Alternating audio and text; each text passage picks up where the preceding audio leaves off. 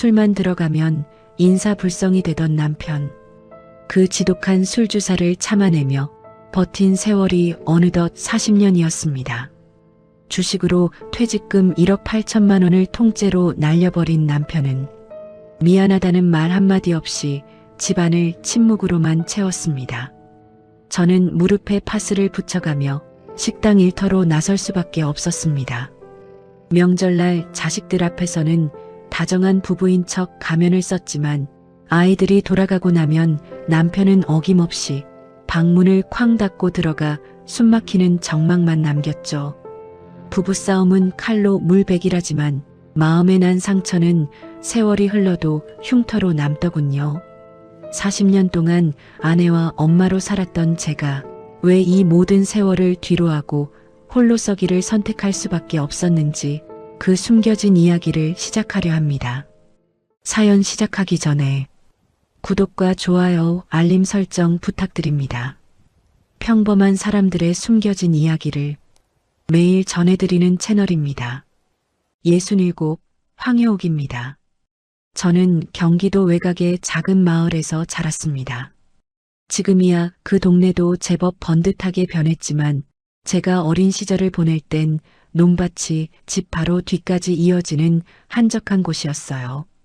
봄이면 논두렁에 냉이가 지천이고 여름이면 마당에 평상을 내놓고 온 가족이 수박을 먹던 그런 풍경이 있는 동네였지요. 하지만 저에게 그 마을의 기억은 평화롭지 않습니다. 아버지는 술만 들어가면 사람이 달라지는 분이었어요. 평소엔 말수가 적고 무뚝뚝하셨지만 그렇다고 특별히 무서운 분은 아니었습니다. 문제는 술이었지요.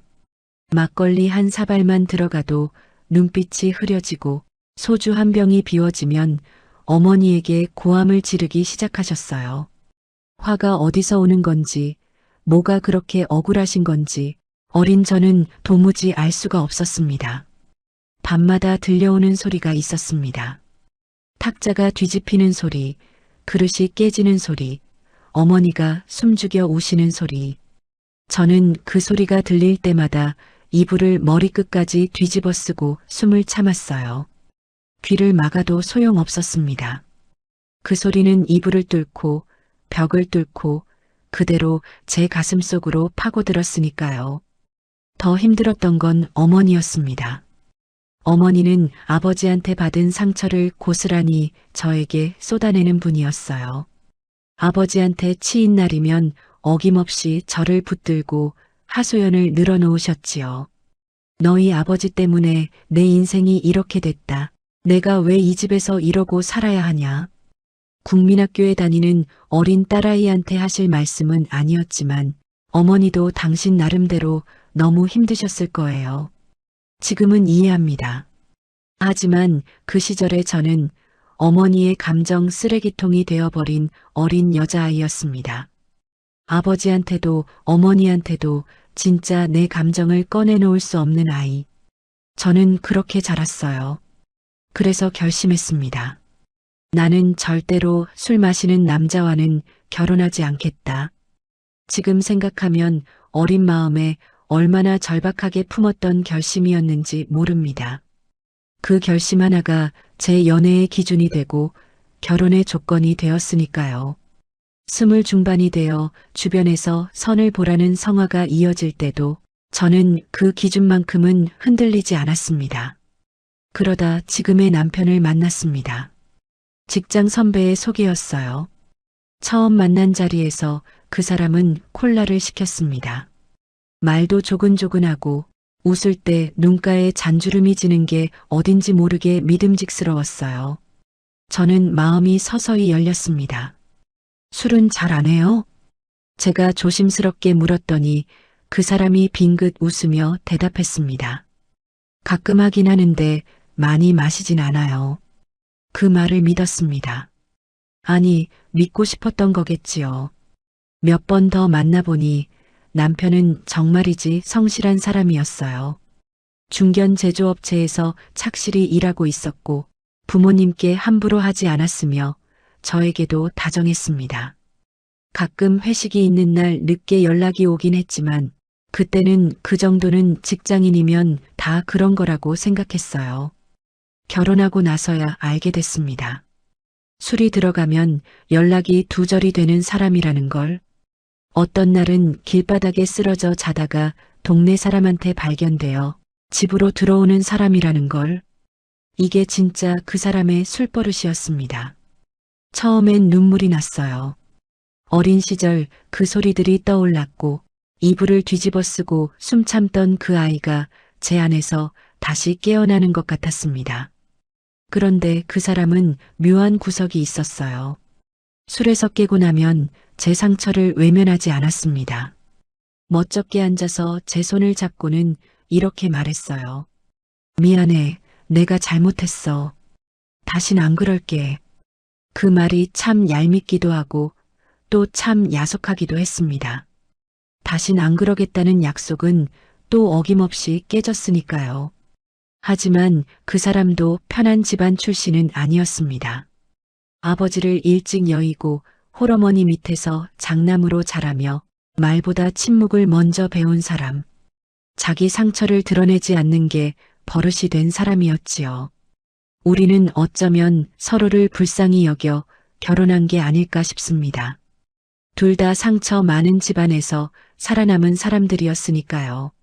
세상이 다 나를 외면해도 이 사람만은 내 편이 되어줄 것 같다는 그 막연한 믿음이 우리를 이어준 것인지도 모릅니다.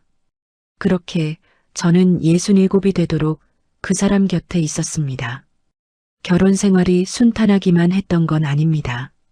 남편의 술주사는 결혼하고 나서도 여전했으니까요. 회식이 있는 날이면 어김없이 연락이 두절됐고 어떤 날은 새벽녘에 경비 아저씨의 부축을 받으며 들어오기도 했습니다. 따지기도 하고 울어도 보고 며칠씩 말을 안 하기도 했지만 다음날 여지없이 술이 깨고 나면 남편은 늘 미안해를 입에 달고 살았습니다. 그래도 남편은 그것 하나 빼면 흠잡을 데가 없는 사람이었어요. 직장에서는 30년을 넘게 성실하게 한 회사에서 버텼고 젊은 날 집에 들어오면 아이들 숙제를 봐주고 주말이면 온 가족 나들이를 챙기는 사람이었습니다. 아들이 야구부를 하겠다고 했을 때 새벽같이 일어나 훈련장까지 데려다 준 것도, 딸이 수능날 시험장 앞에서 두 손 꼭 잡아준 것도 남편이었어요. 자식들한테는 더없이 다정한 아버지였습니다. 저도 그걸 알고 있었어요. 술주사 한 가지만 빼면 저는 남편한테 크게 불만이 없었습니다. 저만 참으면 괜찮은 결혼이라고 생각하며 살아왔으니까요. 그렇게 아들이 대학 가고 딸이 대학 가고 둘 다 취업을 하고 나서야 저도 남편도 한숨 돌릴 수 있었습니다. 아들은 평범한 중소기업 회사에, 딸은 병원 행정직에 자리를 잡았어요. 번듯하게 제 밥벌이를 하는 자식들을 보며 우리 부부가 그나마 할 도리는 다 했구나 싶었지요. 그게 얼마나 뿌듯하던지 평소 술은 입에도 대지 않던 제가 남편과 오랜만에 마주 앉아 소주 한 잔을 나누며 우리 고생한 보람이 있다고 자축했던 기억이 납니다. 남편은 7년 전 정년 퇴직을 했습니다. 30년을 넘게 다니던 회사를 나오는 날 남편은 별말이 없었어요. 퇴직금 정산서를 가져와 식탁 위에 올려놓으면서 나왔어 한마디가 전부였습니다. 1억 8천만 원. 33년 세월의 무게가 그 숫자에 담겨 있었어요. 저는 그걸 보며 마음속으로 조용히 계산을 해봤습니다. 퇴직금 1억 8천에 그동안 아끼고 모아둔 예금 3억. 거기에 우리가 30년을 살아온 인천 아파트 한 채, 시세로 4억 5천 정도 됐습니다. 숫자로만 보면 결코 나쁘지 않은 노후였습니다. 여보, 우리 이 돈 아껴 쓰면서 살아요.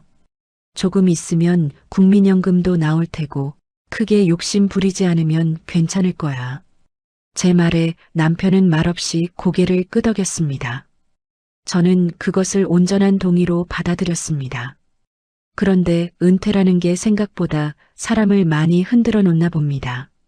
30년을 넘게 매일 아침 넥타이 매고 나가던 사람이 갑자기 아무데도 갈 곳이 없어진 거잖아요.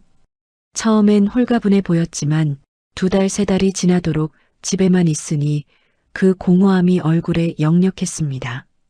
말수는 더 줄었고 소파에 앉아 텔레비전만 보는 시간이 길어졌어요. 그러다 주식에 손을 댔습니다. 처음엔 소액이라며 심심풀이 삼아 조금만 해보겠다고 하더군요. 저 역시 아무것도 안 하고 멍하니 누워있는 것보단 차라리 낫겠다 싶어 크게 말리지 않았습니다. 하지만 그것이 평생의 후회가 될 줄은 몰랐습니다. 진작에 무슨 수를 써서라도 단호하게 막았어야 했는데 말입니다. 주식이 조금 오르는 날이면 남편이 달라졌습니다. 워낙 말이 없는 사람인데 그런 날엔 쓱 다가와서 이렇게 묻는 거예요. 여보, 오늘 외식이나 할까? 그 한마디가 얼마나 반가웠는지 몰라요. 별것 아닌 말 한마디인데 오랜만에 남편이 말을 걸어왔다는 것만으로도 마음이 환해졌습니다.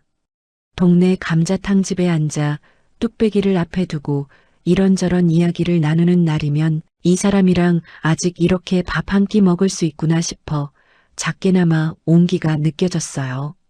하지만 주식이 떨어지는 날은 지옥이 따로 없었습니다. 저녁도 안 먹고 방에 들어가 혼자 소주를 들이켰어요. 다음 날 아침이면 빈 소주병이 2~3개씩 나뒹굴었습니다.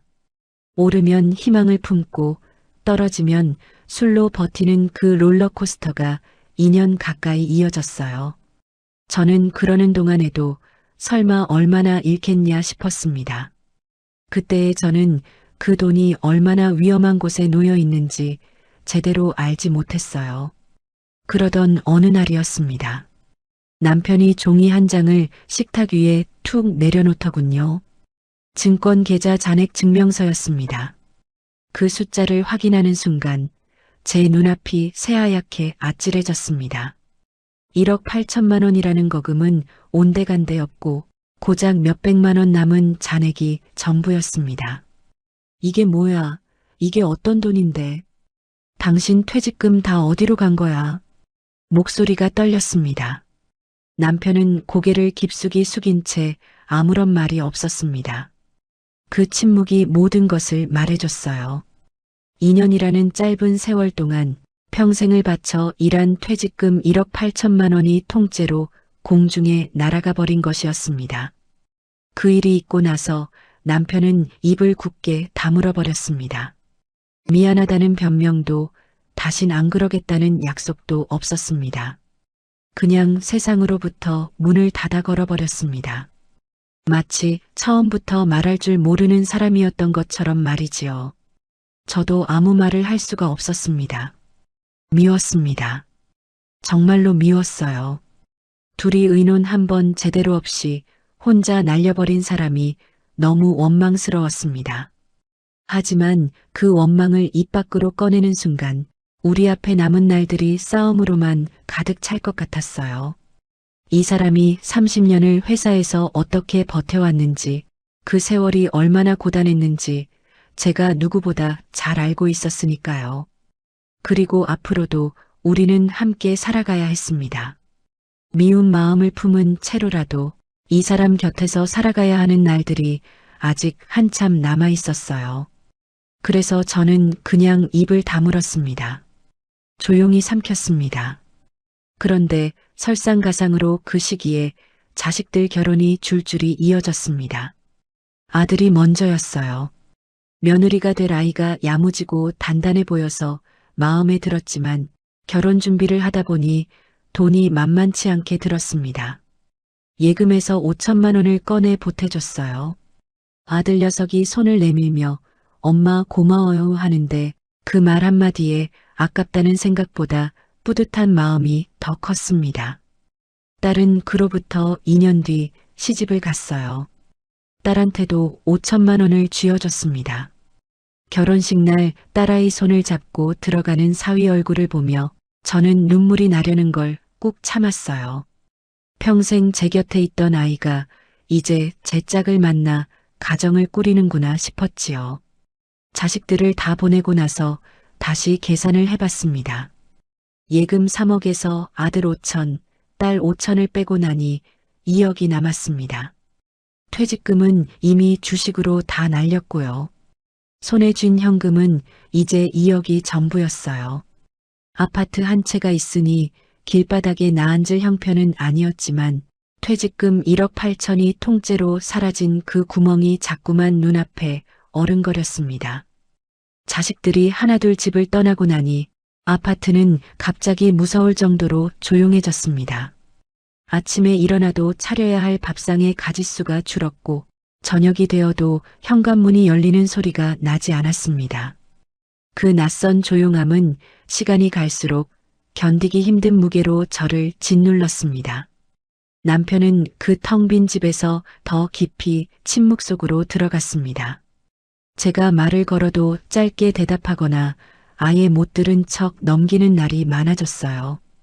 퇴직금을 날린 이후로 남편의 눈빛이 달라져 있었습니다. 그것이 스스로에 대한 자책인지 깊은 무기력인지 아니면 인생에 대한 체념인지 저는 끝내 그 속을 알 수가 없었습니다. 다만 한 가지, 이것만큼은 뼈저리게 알 수 있었습니다. 우리 집이 그리고 40년을 다져온 우리의 삶이 지금 어디선가부터 조금씩 아주 천천히 무너져 내리고 있다는 사실을 말입니다. 퇴직금이 사라진 뒤로 저는 뭔가를 해야 한다는 생각에 사로잡혔습니다. 남은 예금 2억을 그냥 두면 물가에 조금씩 녹아내릴 것 같았고 아파트는 우리가 살고 있으니 팔 수도 없는 노릇이었어요. 국민연금이 나오긴 했지만 둘이 합쳐봤자 200만 원, 저희 부부 생활비와 관리비, 공과금, 보험료 내고 나면 한 달에 넉넉하지 않은 금액이었습니다. 이 돈으로 앞으로 노후를 어떻게 버텨야 하나 생각하면 밤에 눈이 떠졌어요. 그래서 일을 나가기로 했습니다. 60이 넘은 나이에 할 수 있는 일이 많지는 않았어요. 여기저기 알아보다가 동네 식당에서 파트타임을 구한다는 걸 알게 됐습니다. 점심 장사를 도와주는 일이었어요. 오전 10시에 나가 오후 3시면 끝나는 시간이라 처음엔 할만하다 싶었지요. 하지만 막상 일을 시작해보니 그게 아니었습니다. 서서 일하는 시간이 5시간이 넘으니 무릎이 먼저 비명을 질렀어요. 계단을 오르내리고 그릇을 나르고 주방과 홀을 쉴 새 없이 오가다 보면 허리도 끊어질 듯 아팠습니다. 집에 돌아오면 신발을 벗는 것조차 힘들어서 현관에 주저앉아 한참을 그러고 있기도 했어요. 그래도 나갔습니다. 무릎에 파스를 붙이고 허리에 보호대를 두르고 매일 아침 나갔습니다.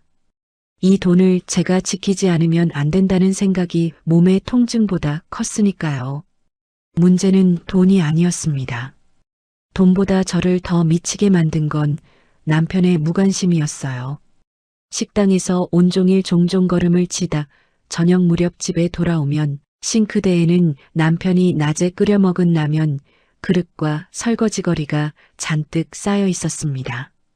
은퇴 후 온종일 집에 있으면서도 집안일에는 손끝 하나 대지 않는 남편.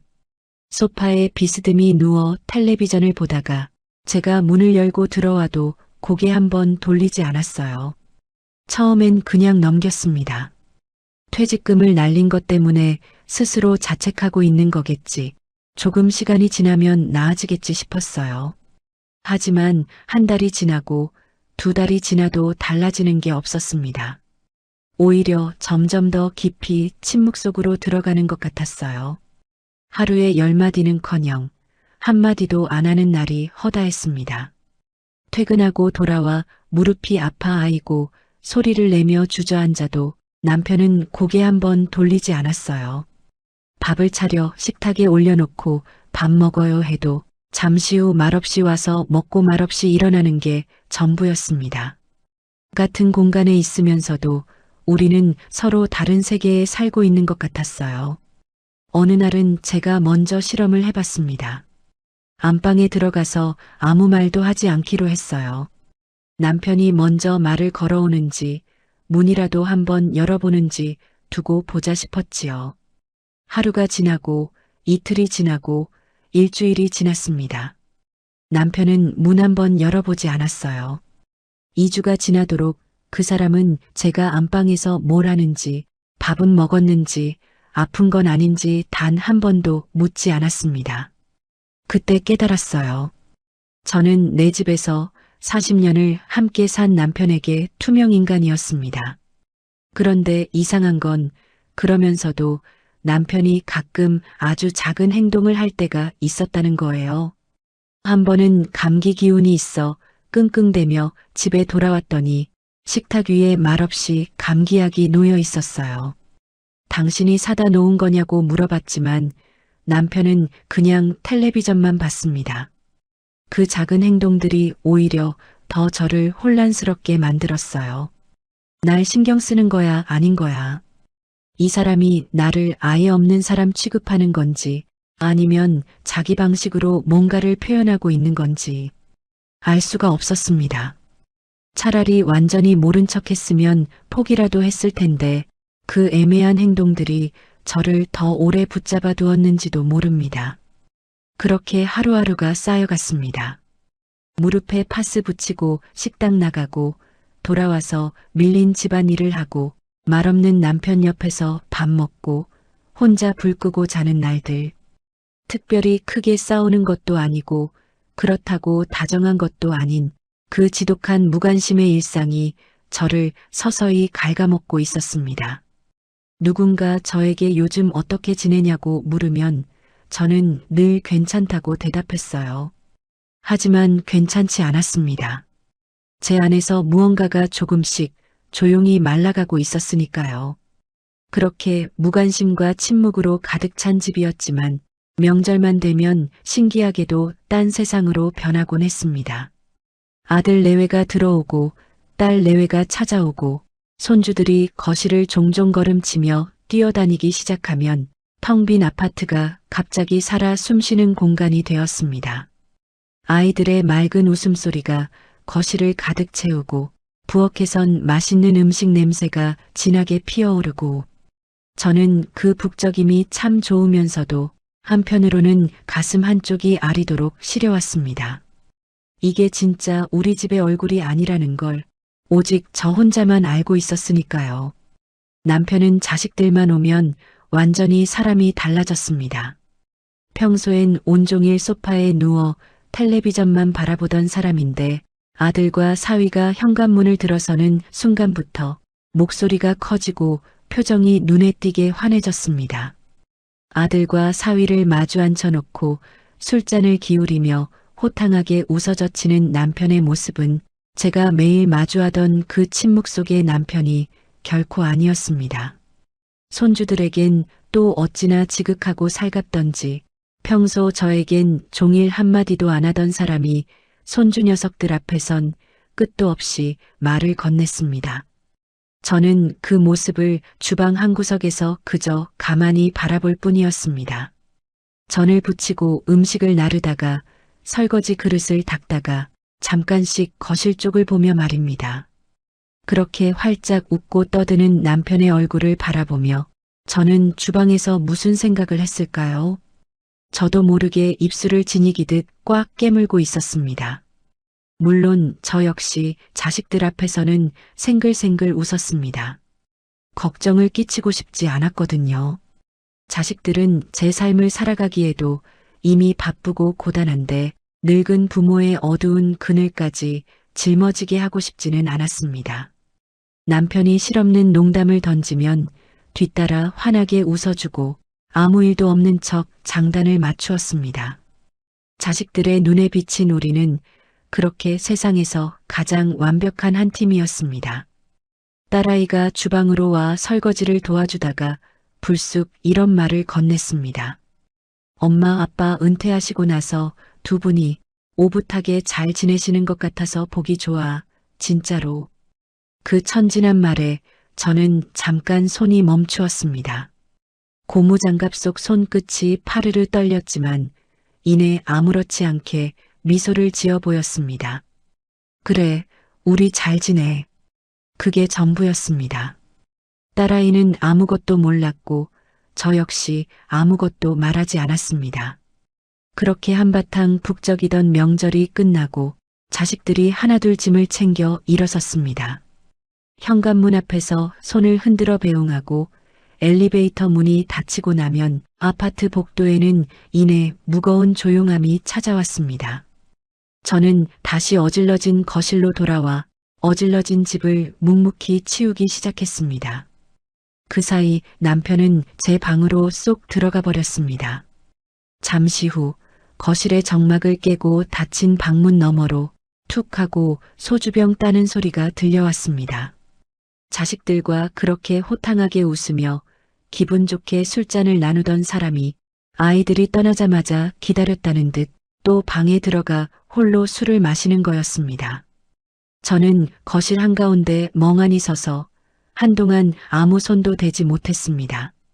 아까 전까지 거실을 울리던 그 환한 웃음이 다 무언가 싶었습니다. 자식들 앞에서의 그 다정함이, 그 호탕한 웃음이 전부 다 가짜 연극이었나 싶어 가슴이 사정없이 무너져 내렸습니다. 아니, 어쩌면 그건 연극이 아니었을지도 모릅니다. 자식들 앞에서만큼은 정말 진심으로 행복해했던 것인지도 모르지요. 하지만 그래서 더 서러웠습니다. 그 사람이 느끼는 행복의 울타리 안에 저는 단 한 뼘도 존재하지 않았으니까요. 명절이 지나고 나면 집안은 전보다 훨씬 더 무겁게 가라앉았습니다. 시끌벅적하던 소리들이 빠져나간 자리에 남는 건 어김없이 숨막히는 지독한 정막뿐이었습니다. 저는 그 정막을 홀로 견디며 설거지를 마치고 혼자 거실불을 끄고 쓸쓸한 침대에 누워 잠자리를 청했습니다. 남편이 방에서 홀로 들이켜는 매캐한 술 냄새가 문틈을 타고 거실로 흘러나오는 밤이면 저는 어두운 천장을 바라보며 쓸쓸히 되뇌었습니다. 아, 이게 앞으로도 내가 살아내야 할 삶이구나. 명절마다 자식들 앞에서 다정한 연극을 하며 억지로 웃고 자식들을 보내고 나면 다시 얼음장처럼 차가워지는 집. 한 공간에 사람은 둘인데 철저히 혼자 외로워야 하는 삶. 40년을 가까이 살아온 사람과 이 집에서 저는 그렇게 서서히 소리 없이 말라 죽어가고 있었습니다. 그날도 남편은 아무런 연락이 없었습니다. 식당 일이 끝나고 집으로 돌아온 늦은 오후 남편은 집에 없었습니다. 저녁 6시가 지나고 7시가 지나도 아무런 소식이 없었지요. 전화를 걸어보아도 둔탁한 신호음만 헛되이 울리다 끊길 뿐이었습니다. 덩그러니 밥상을 차려놓고 기다리다 결국 차갑게 식어버린 밥을 혼자 꾸역꾸역 삼켰습니다. 설거지를 끝내고 의미 없는 텔레비전을 켜놓은 채 멍하니 앉아 있었습니다. 밤 12시가 훌쩍 넘어서야 마침내 현관문이 열렸습니다. 지독한 술 냄새가 문틈으로 먼저 밀려 들어왔습니다. 남편은 신발장 벽에 겨우 손을 짚으며 위태롭게 비틀거렸습니다. 초점이 풀려버린 눈은 저를 바라보면서도 마치 아무것도 보지 못하는 사람 같았습니다. 저는 그 처참한 모습을 가만히 서서 지켜보았습니다. 평소 같았으면 꼴도 보기 싫어 그냥 방으로 들어가 버렸을 겁니다. 그저 참고 눈을 감고 내일이면 다시 괜찮아지겠지 하며 스스로를 다독였겠지요. 하지만 그날은 달랐습니다. 제 안에서 무언가가 툭 하고 끊어져 버렸습니다. 당신 나한테 도대체 왜 이래? 들끓는 목소리가 사정없이 떨려 나왔습니다. 남편은 한쪽 신발을 벗으려다 말고 멈추어 섰습니다. 내가 뭘 그렇게 잘못했어? 도대체 내가 당신한테 무슨 큰 죄를 지은 거냐고. 왜 나를 없는 사람 취급해? 왜 내가 집에 들어와도 고개 한 번을 안 돌리는 거야? 한 번 터져나온 원망은 도무지 멈출 수가 없었습니다. 가슴 깊숙이 꾹꾹 눌러왔던 응어리들이 한꺼번에 터져 쏟아져 나왔습니다. 목이 메어 말이 제대로 이어지지 않는데도 울부짖음을 멈출 수가 없었습니다. 눈물이 뺨을 타고 쉴 새 없이 흘러내렸지만 닦아낼 생각조차 하지 못했습니다. 남편은 처음엔 그저 멍하니 서 있었습니다. 술에 취해 흐릿해진 눈으로 저를 가만히 바라볼 뿐이었습니다. 하지만 저는 멈추지 않고 평생의 서름을 쏟아내었습니다. 식당에서 무릎이 깨질 것처럼 일하고 들어왔을 때 산더미처럼 쌓여있던 그릇들, 아프다고 비명을 질러도 고개 한번 돌리지 않던 무심함, 내가 2주 동안 안방에 처박혀 있어도 문 한번 열어보지 않던 그 지독한 냉정함까지요. 이제는 그 듣기 싫었던 미안해라는 말조차 하지 않는 남편을 보며 퇴직금을 주식으로 날렸을 때도 자식들 앞이라 아무 말 못하고 참아온 내 날들이 너무나 억울하다고 소리를 질렀습니다. 그 순간 남편의 눈빛이 매섭게 바뀌었습니다. 흐릿하게 풀려있던 눈이 갑자기 서뜩할 정도로 또렷해지더니 저를 차갑게 쏘아보는 거였습니다. 그리고 처음으로 남편이 제대로 입을 열었습니다. 당신은 항상 평론가였어. 낮고 단단하지만 뼈가 시린 목소리였습니다. 내 인생은 늘 틀렸다고, 내 생각은 항상 잘못됐다고 끊임없이 지적만 하는 사람. 내가 무슨 결정이라도 내리려고 하면 당신 눈엔 그저 어리석은 짓으로만 보였겠지. 주식 얘기를 처음 꺼냈을 때도 내가 뭐라도 다시 시작해보려 할 때마다 당신 눈빛이 어땠는지 알아? 난 당신의 그 오만하고 차가운 눈빛을 마주하는 게 끔찍하게 싫었어. 어차피 말을 해봤자 또 틀렸다는 훈계나 들을 게 뻔하니까. 그래서 내가 입을 닫아버린 거야. 그 서슬 퍼런 기세에 밀려 저는 반박하려던 입술을 멈추었습니다. 남편의 날 선 고백은 거기서 끝이 아니었습니다. 10년 전에 우리 어머니 뇌경색으로 쓰러지셨을 때 당신이 나한테 뭐라고 했어? 요양원에 모시자고 칼같이 잘라 말했잖아. 자식 돌이라도 끝까지 해보겠다는 나를 당신이 현실을 들먹이며 매정하게 뜯어말렸어. 그때 내 가슴이 얼마나 피를 흘리며 찢어졌는지 당신이 알기나 해? 그 뒤로 어머니가 결국 그 차가운 요양원에서 외롭게 돌아가셨을 때 내가 얼마나 피눈물을 흘리며 후회했는지 알아? 하지만 당신 앞에서는 그 말 한번 제대로 꺼내지 못했어. 당신한테 무슨 말을 해도 결국 내가 죄인이 되고 내가 진다는 걸 너무 잘 알았으니까. 쿵쾅거리던 방 안이 순식간에 쥐 죽은 듯 조용해졌습니다.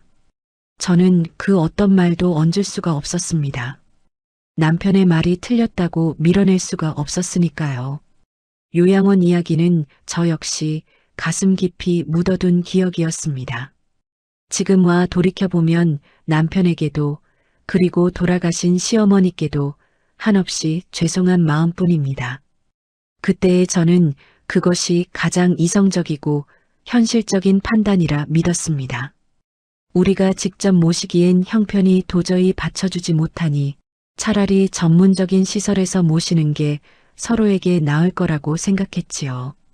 그 선택이 맞았다고 지금도 믿고 있지만 제 냉정한 말 한마디가 남편의 가슴에 얼마나 깊고 잔인한 대못으로 박혔을지는 단 한 번도 그 사람의 입장이 되어 진심으로 들여다본 적이 없었습니다. 당신 눈엔 지금의 내가 은퇴하고 돈이나 날린 등신으로 밖에는 안 보이지. 남편은 마지막으로 그 말을 남기고는 제 방으로 들어가 문을 쾅 닫아버렸습니다. 저는 덩그러니 거실에 혼자 남겨졌습니다. 뺨을 타고 흐르던 눈물은 어느새 멈춰 있었습니다. 울기에는 머릿속이 너무나 하얗고 복잡했습니다. 남편이 쏟아내고 간 날카로운 단어들이 귓가에서 잔인하게 맴돌았습니다. 평론가, 차가운 눈빛. 어차피 진다는 걸 알았으니까요. 저는 힘없이 소파에 주저앉아 멍하니 창 밖을 바라보았습니다. 솔직히 억울한 마음도 컸습니다. 제가 살아오면서 남편에게 틀린 말을 한 적은 없었으니까요. 늘 무책임하게 흔들리는 남편의 곁에서 현실을 직시하고 냉정하게 중심을 잡으려 노력했을 뿐이었습니다. 하지만 동시에 가슴 한구석이 뜨끔거렸습니다. 제 판단이 늘 옳았을지는 몰라도 그 옳은 말을 남편에게 전하는 방식마저 항상 따뜻했냐고 묻는다면 저 역시 차마 고개를 들 자신이 없었기 때문입니다. 우리는 서로 지옥 같은 집안에서 간신히 살아남은 생존자들이었습니다. 그 가련한 처지가 닮아 서로를 가엾게 여기며 결혼했고 서로를 유일한 밧줄처럼 붙들고 살았는데 참 잔인하게도 어느 순간부터 우리는 서로의 상처를 보듬어주는 지지대가 아니라 서로의 가장 아픈 상처만 골라 후벼 파는 잔인한 칼날이 되어 있었습니다. 그날 밤 우리는 더 이상 아무 말도 나누지 않았지만 서로에게 생각할 시간을 갖기로 했습니다. 말로 나눈 합의는 아니었습니다. 남편은 닫힌 방 안에서 나오지 않았고 저는 거실의 서늘한 공기를 맞으며 홀로 밤을 지새웠습니다. 하지만 그 굳게 닫힌 방문이 우리 둘 사이에 다다를 수 없도록 그어진 거대한 경계선처럼 느껴졌습니다. 40년이라는 모진 세월을 함께 살아온 두 사람이 처음으로 서로에게 제대로 된 거리를 두기 시작한 참으로 쓸쓸한 밤이었습니다. 그날 밤 이후 며칠 동안을 홀로 깊은 생각에 잠겼습니다. 남편이 쏟아내고 간 날카로운 말들이 머릿속을 떠나지 않고 뱅뱅 맴돌았기 때문입니다. 억울하기도 했다가 가슴이 콕콕 찔리듯 뜨끔하기도 했다가 다시금 서글프고 억울해지는 그 복잡한 감정들이 사정없이 뒤엉켜 며칠 밤을 제대로 잠들지 못했습니다. 식당 일을 나가 땀을 흘리면서도 싱크대 앞에서 정신없이 설거지를 하면서도 그 모진 말들은 자꾸만 제 귓속을 파고들었습니다. 그러다 문득 자식들을 만나야겠다는 생각이 들었습니다. 내 청춘을 다 바쳐 평생을 온 마음으로 키워낸 아이들이었습니다. 이 아이들에게만큼은 내 속에 엉겨붙은 이 외로움을 솔직하게 털어놓을 수 있을 것 같았습니다. 아들과 딸을 따로따로 만나 물어보는 건 상황을 더 복잡하게 만들 것 같아 둘을 한자리에 불러내 동네 작은 카페에서 마주 앉았습니다. 하지만 막상 자식들 앞에 앉으니 말을 꺼내는 게 결코 쉽지 않았습니다.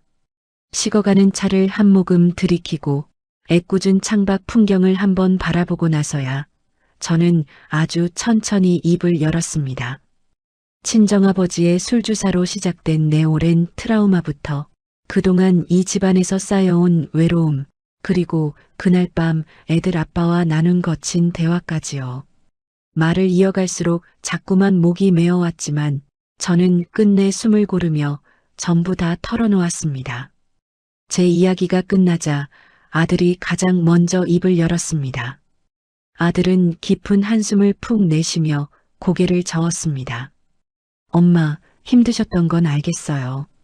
근데 이제 와서 이혼은 무슨 이혼이에요. 아빠가 바람을 피운 것도 아니고 남자가 투자하다가 돈을 잃을 수도 있죠. 아버지 평생 고생만 하셨잖아요. 그리고 나이 먹으면 다들 적적하고 무뚝뚝해지는 거 아니에요? 다른 부모님들도 다 그렇게 살아요. 저희들 얼굴 봐서라도 그냥 참고 사세요. 엄마 나이에 혼자 살겠다고 나서면 엄마만 더 힘들어요. 아들의 말이 완전히 틀린 것은 아니었습니다. 현실적으로 뜯어보면 그게 맞는 말일지도 몰랐지요.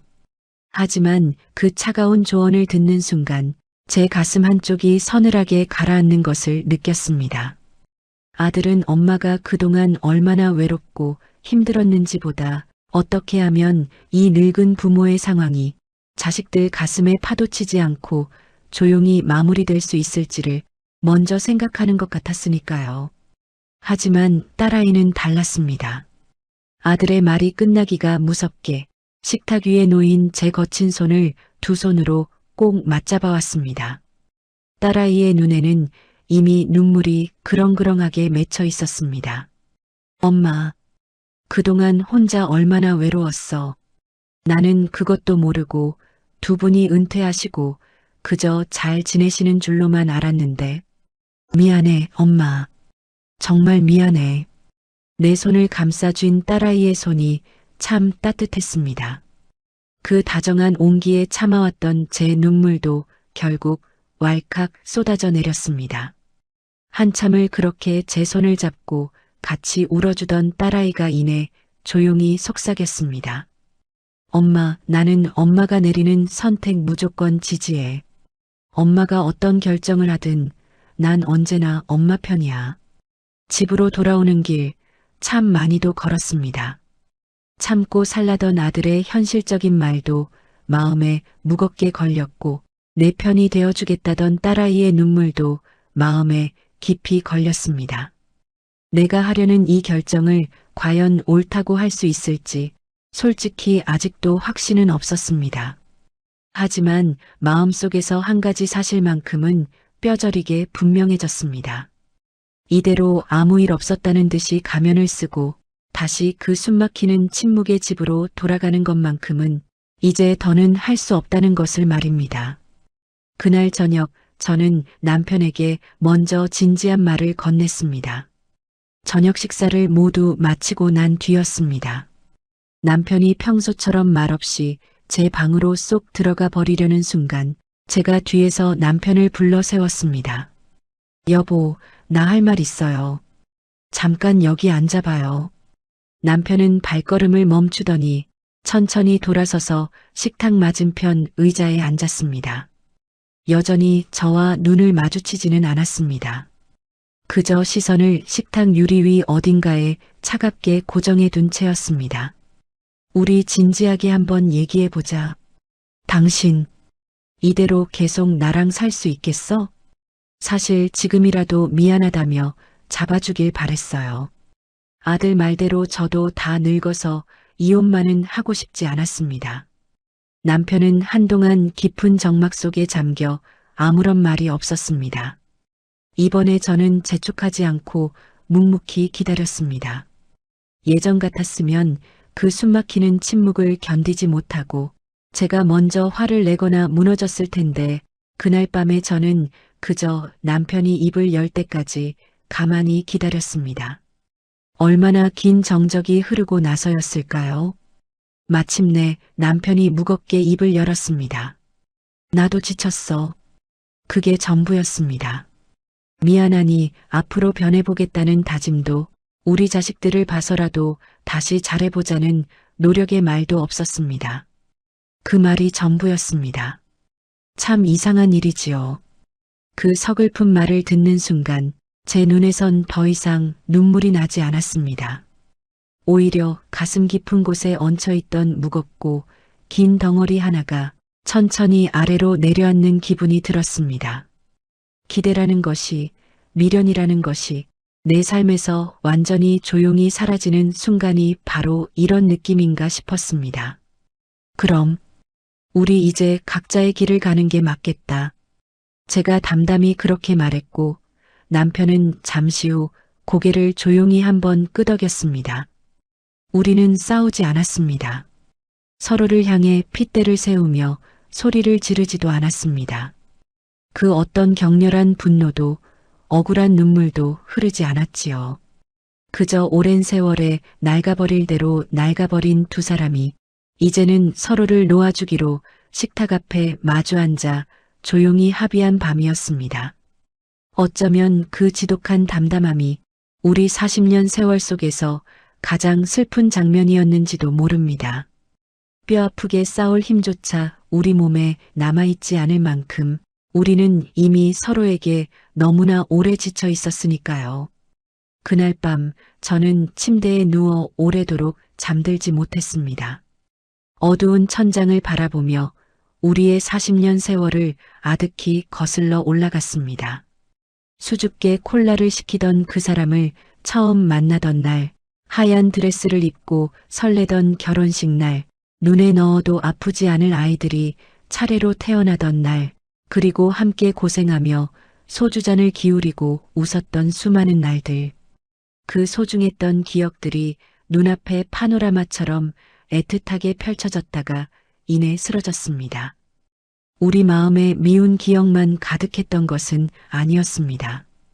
분명 눈물 나게 좋은 날도 있었고 서로가 서로에게 유일한 버팀목이 되어주던 귀한 날들도 있었습니다. 그래서 내 마음이 이토록 더 복잡하고 시렸는지도 모르겠습니다. 하지만 그 찬란했던 옛 기억들이 지금 이 집안을 가득 채우고 있는 얼음장 같은 차가운 공기를 단 한 뼘도 녹여주지는 못했습니다. 우리는 그렇게 마침내 이혼하기로 했습니다. 이혼을 하기로 합의하고 나니 당장 눈앞에 처리해야 할 현실적인 일들이 줄을 이었습니다. 감정적인 결정은 마침표를 찍었지만 40년 세월을 쪼개는 실제적인 정리는 이제부터 시작이었으니까요.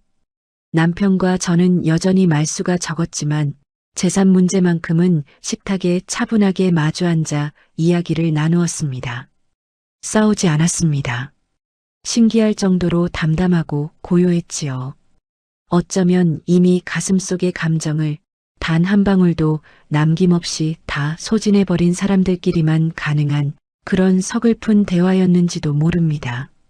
재산은 먼저 우리가 30년 넘게 살아온 인천의 아파트를 처분하기로 했습니다. 청춘을 묻고 자식들을 키워낸 집이었지만 그 집은 이제 우리 두 사람 모두에게 그 어떤 온기도 주지 못하는 차가운 시멘트 덩어리일 뿐이었으니까요. 시세 4억 5천만 원짜리 아파트를 팔아 부동산 중개 비용과 세금을 제하고 남은 금액을 둘이 공평하게 나누었습니다.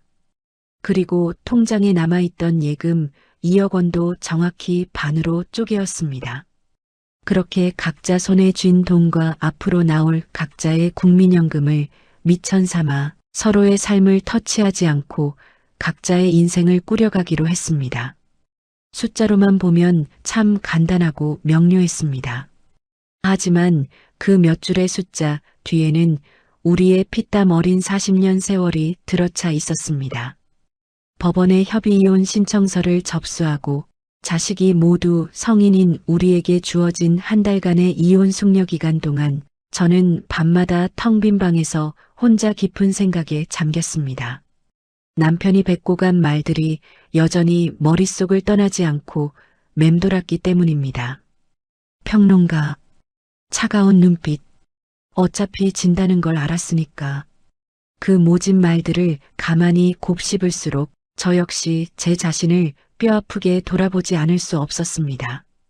남편이 주식으로 돈을 날리며 허우적거릴 때 저는 과연 그 사람의 공허함과 무기력함을 단 한 번이라도 이해하려 노력했을까요? 그저 당신이 틀렸다는 것을 잔인하게 증명하는 데만 급급해 그 사람의 거친 손을 따뜻하게 잡아준 적은 없었던가 싶었습니다. 10년 전 시어머니 요양원 문제도 그렇습니다. 제 판단이 이성적으로는 옳았을지 몰라도 그 결정을 남편에게 전하는 제 방식이 그의 가슴에 얼마나 차가운 대못으로 박혔을지 단 한 번도 헤아려 본 적이 없었습니다. 솔직히 고개를 들 자신이 없었습니다. 저는 늘 현실을 직시하고 집안의 중심을 잡는 똑 부러지는 사람이라고 스스로를 위로해왔습니다. 하지만 어쩌면 그 단단하고 냉정한 현실감 뒤에는 어린 시절 그 지옥 같은 친정집에서 살아남기 위해 제 스스로 굳게 닫아걸었던 마음의 빗장이 숨어 있었는지도 모릅니다.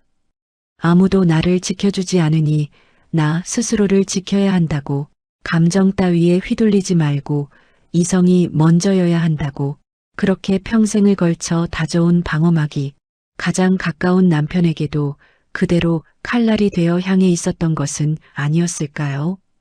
우리는 서로의 지옥에서 간신히 살아남은 가련한 생존자들이었습니다.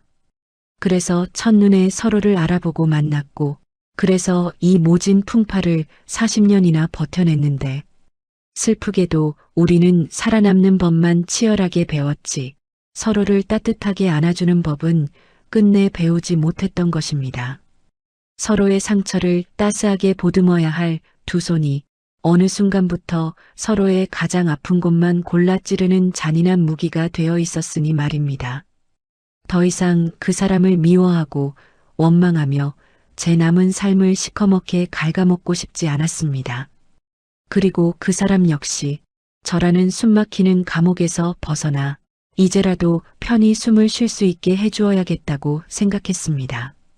한 달의 숙려 기간이 지나고 다시금 법원으로 향하던 날은 유독 하늘이 맑았습니다. 남편과 나란히 법원 앞에 서서 서류를 확인하는데 가슴속에서 묘한 기분이 소용돌이쳤습니다. 이 사람과 처음 만났던 40년 전의 그날이 주마등처럼 스쳐 지나갔기 때문입니다. 나를 보며 눈가에 잔주름을 지으며 환하게 웃던 그 젊고 든든했던 얼굴. 그 사람이 지금 제 바로 옆에 서 있었습니다.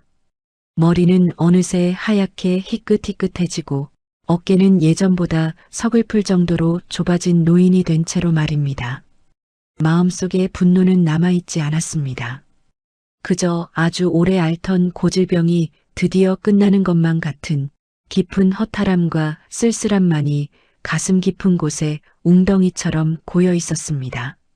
남편의 굳은 얼굴을 가만히 바라보니 그 사람 역시 나와 같은 마음인 것 같았습니다. 우리는 서로에게 아무런 말도 건네지 않은 채 묵묵히 법원 안으로 걸어 들어갔습니다. 판결문 서류에 도장을 찍고 마침내 법원 문을 나섰을 때였습니다. 남편이 툭 하고 걸음을 멈추어 섰습니다. 그리고 저를 차마 돌아보지는 못한 채 허공을 향해 낮고 가라앉은 목소리로 한마디를 뱉었습니다. 고생했어. 멀어지는 그 좁은 등 뒤를 향해 저 역시 조용히 제 진심을 얹어 대답했습니다. 당신도 고생 많았어요. 그 짧은 한마디가 우리 40년 부부 생활의 마지막 인사였습니다. 법원을 나온 남편은 왼쪽 길로 걸어갔고 저는 반대편인 오른쪽 길로 걸어 나왔습니다. 단 한 번도 뒤를 돌아보지 않았습니다. 지금 돌아보면 안 될 것만 같았으니까요. 매서운 찬바람이 뺨을 사정없이 스쳐 지나갔지만 저는 눈물을 훔치며 그저 묵묵히 제 앞을 향해 걸어 나갔습니다. 이혼 서류에 도장을 찍고 난 뒤 처음 며칠 동안은 솔직히 아무것도 하지 못한 채 멍하니 시간을 보냈습니다. 부랴부랴 짐을 싸서 들어온 작은 원룸은 고작 10평 남짓한 공간이었습니다. 평생 가족과 함께 부대끼며 살던 아파트에 비하면 턱없이 좁고 초라한 방이었지만 집을 구할 때 부동산 아주머니가 이 집이 남향이라 햇살이 참 잘 들어서 아늑하다고 했던 그 말만큼은 정말 딱 맞았습니다. 오전이 되면 베란다 창문 가득 따스한 햇살이 비스듬히 흘러들어와 텅 빈 방 안을 포근하게 채워주곤 했습니다. 저는 그 부서지는 햇살을 멍하니 바라보다가 소파에 기대어 앉아 한참 동안 그렇게 가만히 시간을 보내기도 했습니다. 40년이라는 긴 세월을 늘 두 사람이 살던 공간에서 갑자기 하루아침에 철저히 혼자가 된 거잖아요. 처음에는 그 고요함이 너무나 낯설고 무겁게만 다가왔습니다. 밥솥에 쌀을 씻어 안치려다가도 자꾸만 손이 기억하는 대로 두 사람 분량으로 양을 잡고 밑반찬을 만들다가 저도 모르게 수북하게 양이 많아지는 날이면 덩그러니 서서 혼자 쓴웃음을 짓기도 했습니다. 40년 동안 몸에 밴 습관이란 게 이토록 질기고 무서운 것이더라고요. 문득문득 캄캄한 두려움이 사정없이 밀려올 때도 있었습니다. 이 나이에 늙고 지쳐 혼자 아프기라도 하면 어떡하나, 앞으로 식당 일을 몇 년이나 더 나갈 수 있을까, 내 손에 쥐어진 이 작은 돈으로 과연 남은 노후를 버텨낼 수 있을까? 새벽녘에 찬 눈이 번쩍 떠지면 그런 현실적인 걱정들이 어둠 속에서 스멀스멀 기어나와 제 가슴을 가쁘게 짓눌렀습니다. 그럴 때마다 저는 어두운 천장을 바라보며 스스로에게 주문을 걸 듯 속으로 가만히 중얼거렸습니다. 괜찮아, 여우가. 너는 지금껏 그 모진 지옥도 다 버텨내며 살아왔잖아. 그러다 어느 날 아침이었습니다. 여느 때와 다름없이 눈을 떴는데 이상하게도 온몸이 깃털처럼 가벼운 느낌이 들었습니다. 정확히 무엇이 달라진 건지 처음에는 도무지 알 수가 없었습니다. 그러다 침대에서 일어나 가만히 거실을 둘러보며 깨달았습니다. 아, 이제 더 이상 남편의 눈치를 살필 필요가 없구나. 오늘 내가 몇 시에 눈을 뜨든 아침밥을 차려 먹든 굶든 어디를 나가 누구를 만나든 이제 그 누구에게도 설명하거나 허락받지 않아도 된다는 것을 말입니다. 그 지극히 당연한 자유가 그날 아침 제 가슴에는 이상할 정도로 새롭게 다가왔습니다. 저는 베란다 창문을 살짝 열어젖혔습니다.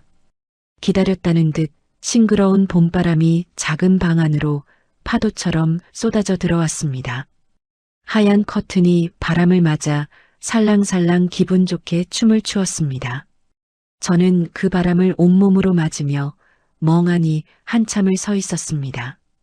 참 별것 아닌 사소한 순간이었는데 왜인지 모르게 가슴 깊은 곳에서부터 눈물이 핑 돌았습니다. 이게 대체 무슨 감정인가 싶었습니다. 슬픈 것도 아니고 그렇다고 미치게 기쁜 것도 아닌데 그냥 내가 이제야 진짜 살아있구나 싶은 마음이었습니다. 식당 파트타임 일은 이혼 후에도 계속 나갔습니다. 서서 일하느라 무릎은 여전히 시큰거리고 허리도 끊어질 듯 아프지만 매일 아침 갈 곳이 있어 일을 나가는 게 오히려 제 마음을 추스르는데 큰 도움이 되었습니다. 오전에 나가 땀 흘려 일하고 오후에 돌아오면 제 하루가 아주 알차고 건강하게 채워지는 느낌이 들었거든요. 같이 일하는 또래 아주머니들과 휴식 시간에 잠깐씩 나누는 사소한 수다도 소소한 행복이 되었습니다. 세상 돌아가는 이야기, 손주 녀석들 커가는 자랑, 새로 알게 된 맛있는 반찬 가게 이야기.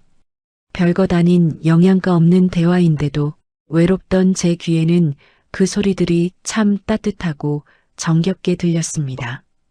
일이 없는 쉬는 날에는 동네 복지관에 나가기 시작했습니다. 처음에는 그저 집안에 있으면 적적하니 시간이나 때울 생각으로 문을 두드렸는데 거기서 만난 분들이 생각보다 참 좋더라고요. 가만히 이야기를 나누다 보니 저와 비슷한 나이에 저마다의 가슴 아픈 사연을 한 자락씩 품고 살아가는 분들이 참 많았습니다. 다들 겉으로는 웃고 있어도 가슴속엔 저마다의 무거운 세월을 지고 살아가고 있었던 것이지요. 그분들과 어울려 함께 시간을 보내다 보니 내가 유독 불행하고 슬픈 인생을 산 게 아니었구나. 우리는 그저 각자의 방식으로 이 거친 세상에서 열심히 살아남고 있었던 거구나 싶어 커다란 위안이 되었습니다. 아들과 딸에게는 일주일에 한 번씩 가끔 전화를 걸어 안부를 묻습니다. 보수적인 아들은 처음 얼마 동안은 제 전화를 많이 어색해했습니다. 자식된 마음에 이혼을 끝까지 만류했던 아들이었으니 홀로 나와 사는 엄마를 보며 속으로 마음이 얼마나 복잡하고 미안했을지 그 속내를 모르는 바는 아닙니다. 그래도 수화기 너머로 들려오는 어린 손주 녀석의 제잘거리는 숨소리를 들을 때면 가슴속 응어리가 사르르 녹아내립니다. 그 소리를 듣는 것이 요즘 제 삶의 가장 큰 낙입니다. 살가운 딸아이는 가끔 주말에 시간을 내어 이 작은 원룸으로 밥을 먹으러 찾아옵니다. 좁은 식탁에 둘이 마주 앉아 제가 정성스레 끓인 뜨끈한 된장찌개를 떠먹으며 이런저런 사소한 일상을 나누는 그 시간들이 제 마음에 오랫동안 고여있던 시린 상처들을 구석구석 보듬어주는 것만 같습니다. 홀로 조용히 있을 때면 가끔 저도 모르게 그 사람 생각이 툭 하고 날 때가 있습니다. 지금쯤 어디서 어떻게 지내고 있을까? 밥은 거르지 않고 제때 잘 챙겨 먹고 있을까? 혹시라도 혼자 지독하게 술을 마시다 쓰러지는 건 아닐까? 그렇게 모질게 미워하다가도 문득문득 그런 안타까운 생각이 드는 게 제 마음인 걸 어쩌겠어요. 좋든 싫든 무려 40년이라는 청춘과 세월을 함께 쪼개어 산 사람인데 말입니다. 그 사람이 어디선가 부디 아프지 말고 건강하게, 그리고 남은 인생만큼은 다친 침묵에서 벗어나 조금 더 편안하고 행복하게 살아갔으면 좋겠다는 진심 어린 마음이 드는 건 아직도 제 가슴 안쪽에 그 오랜 세월이 남긴 온기가 서글프게 남아있어서겠지요. 하지만 그럼에도 불구하고 한 가지 사실만큼은 뼈저리게 분명합니다.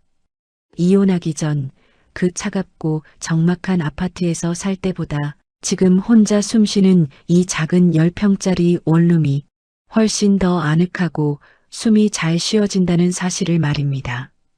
더 이상 거실에 앉아 남편의 눈치를 살피며 가슴 졸이지 않아도 되고 집안을 가득 채운 얼음장 같은 무거운 냉기에 숨이 막히지 않아도 되며 명절마다 자식들 앞에서 억지 다정한 웃음 가면을 쓰지 않아도 되니까요.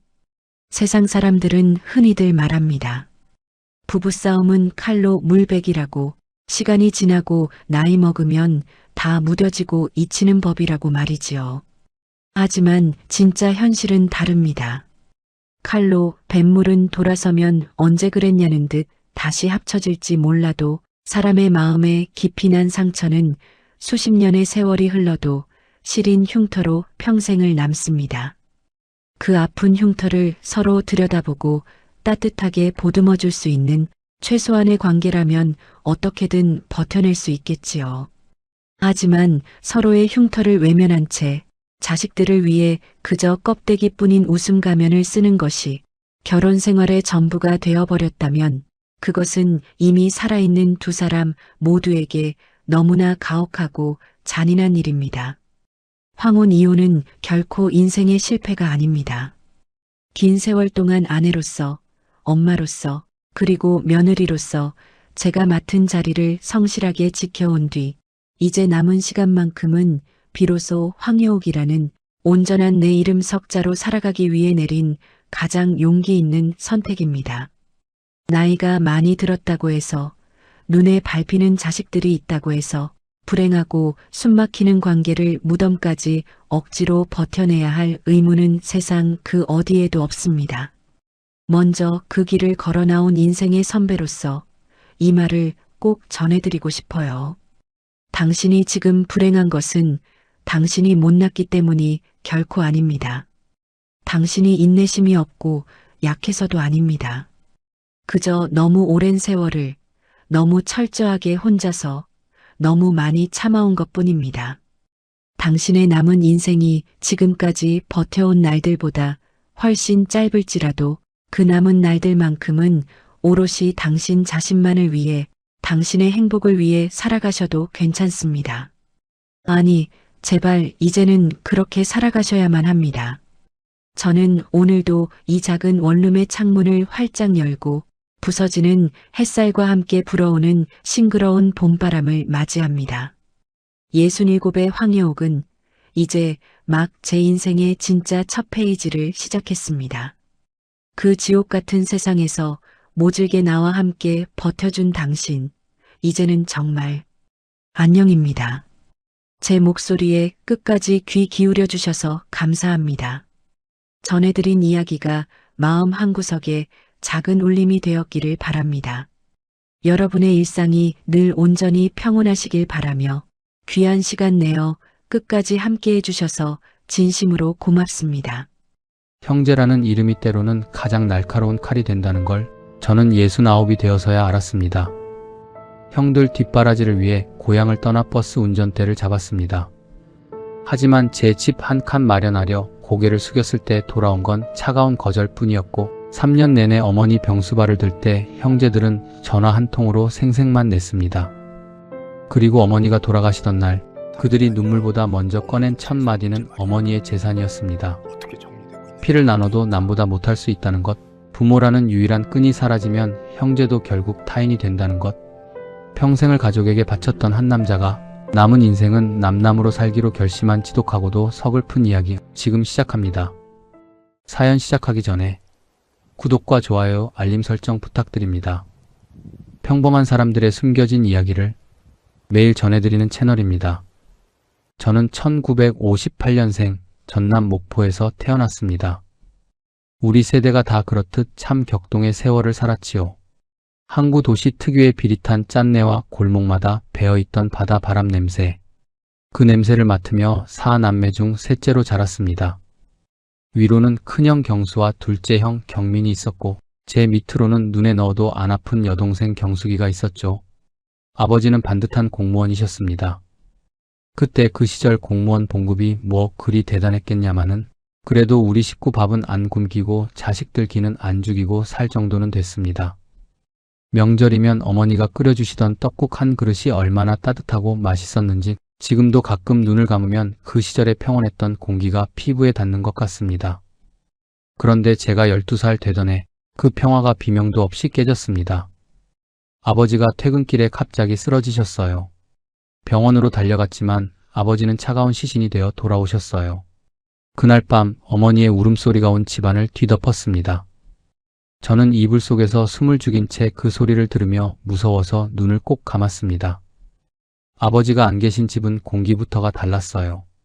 밥 먹는 소리도 문 닫는 소리도 뭔가 텅 빈 것 같은 공허함이 집안 구석구석에 내려앉았습니다. 어머니는 정말 강한 분이셨습니다. 슬퍼할 겨를도 없이 눈물을 닦고 밭으로 나가셨어요.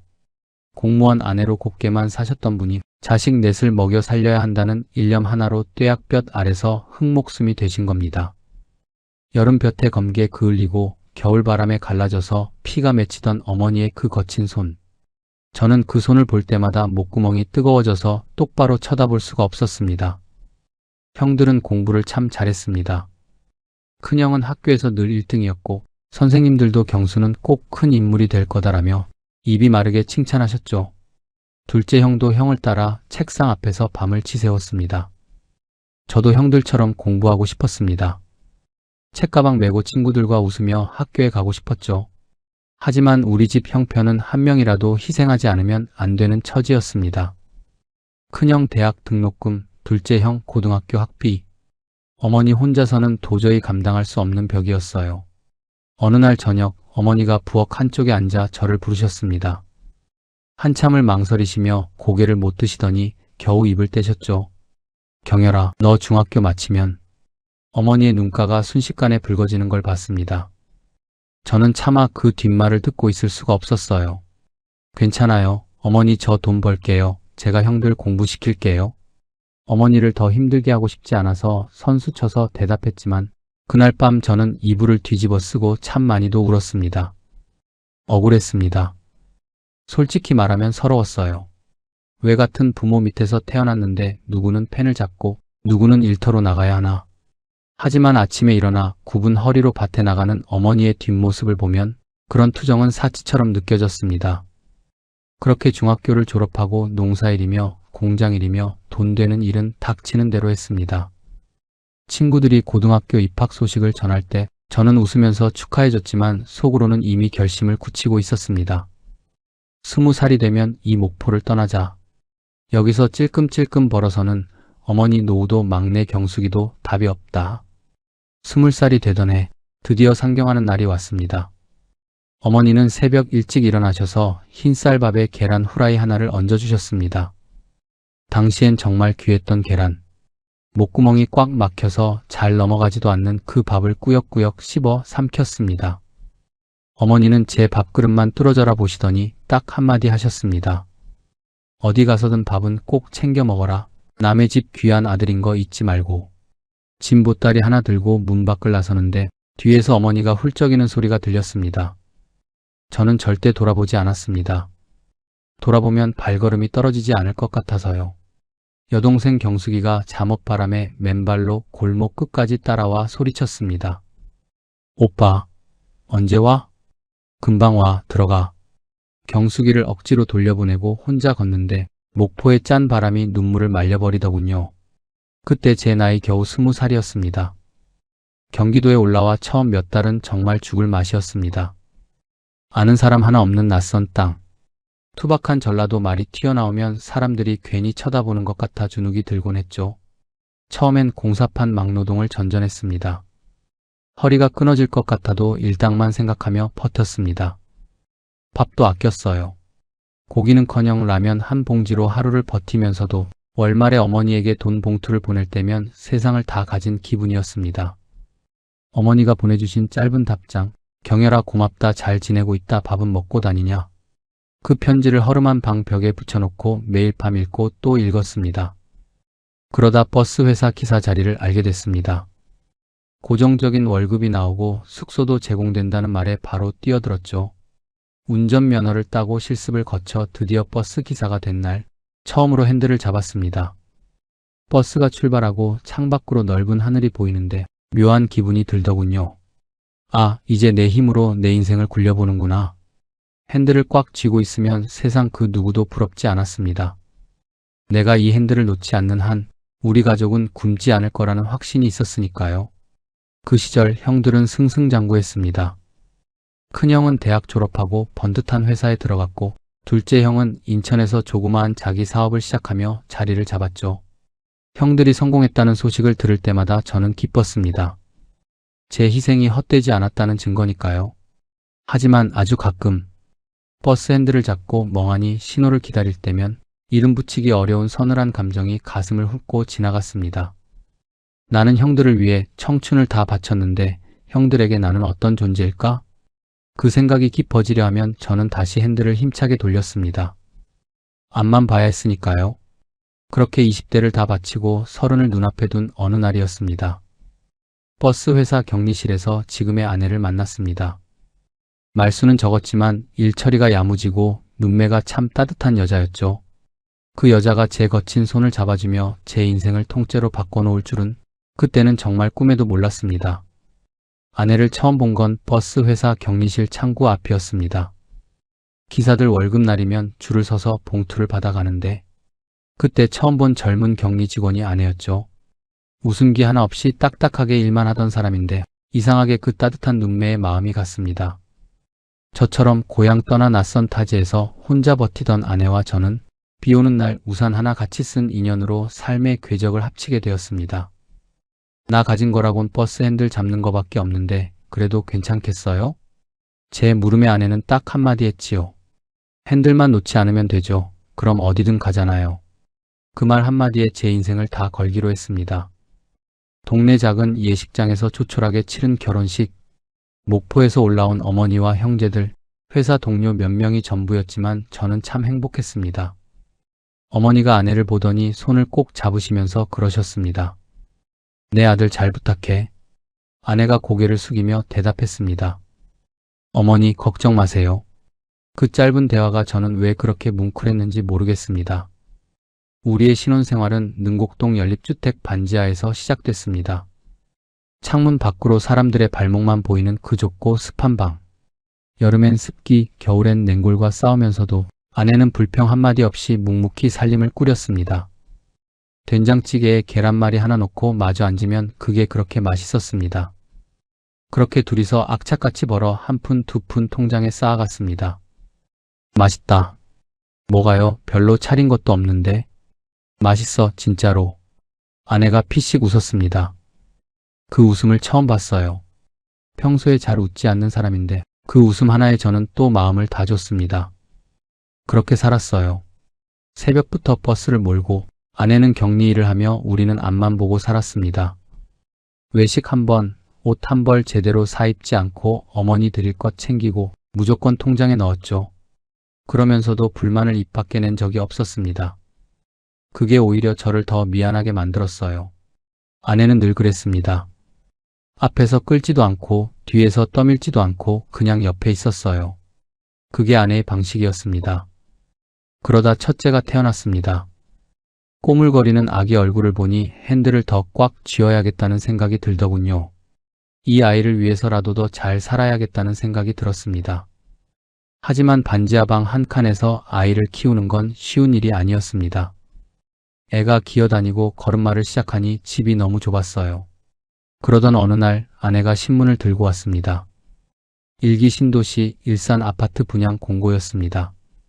멀지 않을까? 우리 점수로 될까? 걱정부터 앞섰지만 결혼할 때부터 꼬박꼬박 부어온 청약 통장을 믿고 한번 넣어보기로 했습니다. 그리고 믿기지 않는 일이 일어났습니다. 당첨이 된 겁니다. 당첨 소식을 듣는데 핸들을 잡은 손이 덜덜 떨리더군요. 그날 퇴근하고 아내와 마주 앉아 소주 한 잔을 나누며 우리는 드디어 집이 생긴다며 남몰래 눈물을 훔쳤습니다. 그런데 기쁨도 잠시 입주 날짜가 다가오면서 큰 고비가 찾아왔습니다. 전세 보증금이 제때 빠지지 않아 입주 잔금에서 딱 500만 원이 모자라게 된 겁니다. 요즘 돈으로는 작아 보일지 몰라도 당시 저희에겐 몇 달치 월급을 합쳐야 하는 큰 돈이었습니다. 며칠 밤을 고민하다 어렵게 형들에게 전화를 걸었습니다. 먼저 성남에 사는 큰형님께 전화를 드렸습니다. 형님, 일산 아파트 입주를 하는데 500만 원이 딱 부족해서요. 금방 갚을 테니 조금만 도와주시면 안 될까요? 수화기 너머로 잠시 침묵이 흐르더니 형님이 말했습니다. 야, 경열아, 나도 지금 애들 키우느라 대출금에 빠듯해 여유가 없다. 둘째 형님도 마찬가지였습니다. 형 사업 쪽으로 돈이 묶여 있어서 지금은 어렵다. 전화를 끊고 한동안 멍하니 앉아 있었습니다. 섭섭했냐고요? 예, 섭섭했습니다. 아주 많이요. 형들 공부시키려고 제가 목포에서 어떤 고생을 하며 돈을 벌었는지, 어머니는 또 얼마나 고생하셨는지 그 생각들이 머릿속을 스치니 가슴 한쪽이 서늘해졌습니다. 하지만 아내 앞에서는 내색하지 않았습니다. 거절당했다는 말만 짧게 전했죠. 아내는 아무 말 없이 한참을 있다가 말했습니다. 우리끼리 어떻게든 해봐요. 그 뒤로 몇 달 동안 저희 부부는 정말 독하게 살았습니다. 저는 담배를 끊고 팝상에서 고기 반찬을 뺐습니다. 비번 날에도 쉬지 않고 다른 기사들의 대근을 뛰며 운전대를 잡았고 아내는 말 한마디 없이 묵묵히 그 고생을 견뎌냈습니다. 그렇게 대출을 최대한 당기고 적금을 깨서 기어코 500만 원을 만들었습니다. 일산 아파트에 처음 들어서던 날을 잊지 못합니다. 문을 여니 방이 3개였고 무엇보다 창밖으로 드넓은 하늘이 보였습니다. 반지하에서 사람들의 발목만 보다가 처음으로 하늘을 마주한 겁니다. 여보, 우리 드디어 하늘 보이는 데서 사네요. 아내의 그 한마디에 목이 메어 대답도 못했습니다. 방 안을 뛰어다니며 좋아하는 아이들을 보며 저는 다짐했습니다. 그래, 이걸로 됐다. 형들이 안 도와줘도 내 힘으로 여기까지 왔다. 이제부터는 누구에게도 기대지 말자. 내가 잘 살고 힘이 있어야 내 처자식을 지키는 거다. 핸들을 놓지 않는 한 우리 가족은 괜찮을 거라는 믿음 하나로 저는 다시 새벽 공기를 가르며 버스에 올랐습니다. 겉으로는 형제들과 명절마다 모여 웃고 떠들었지만 제 마음속의 형제라는 이름은 이미 그날 이후로 조금씩 금이 가고 있었습니다. 일산 아파트에 입주하고 나서도 제 삶은 크게 달라진 게 없었습니다. 새벽 공기를 가르며 배차 시간에 맞춰 나가는 일상은 여전했고 아내는 여전히 야무진 손끝으로 살림을 꾸렸지요. 달라진 게 있다면 창밖으로 고개를 들면 하늘이 보인다는 것, 그리고 아이들이 방 안을 마음껏 뛰어다닐 수 있다는 것. 가장으로서 그 풍경을 보는 것만으로도 저는 충분히 행복했습니다. 그런데 1년에 2번 제 마음이 돌덩이를 얹은 듯 무거워지는 날이 있었습니다. 바로 설날과 추석입니다. 남들은 가족이 모인다고 설레는 명절이라지만 저에게 명절은 보이지 않는 전쟁터와 같았습니다. 제사는 항상 성남에 있는 큰형님 집에서 지냈습니다. 40평이 넘는 넓은 아파트, 큰형님은 회사에서 제법 자리를 잡았고 형수님은 그 집의 안주인답게 늘 값비싼 옷을 차려입고 우리를 맞이했습니다. 우리 가족이 현관에 들어서면 아내는 짐을 내려놓기도 전에 앞치마부터 찾았습니다. 형님, 저 왔어요. 뭐부터 도와드릴까요? 그러면 형수님은 반갑다는 인사 한마디 없이 건성으로 대답하곤 했죠. 왔어? 부엌에 가보면 알 거야. 할 거 많다. 그게 전부였습니다. 아내는 군말 없이 부엌으로 들어갔습니다.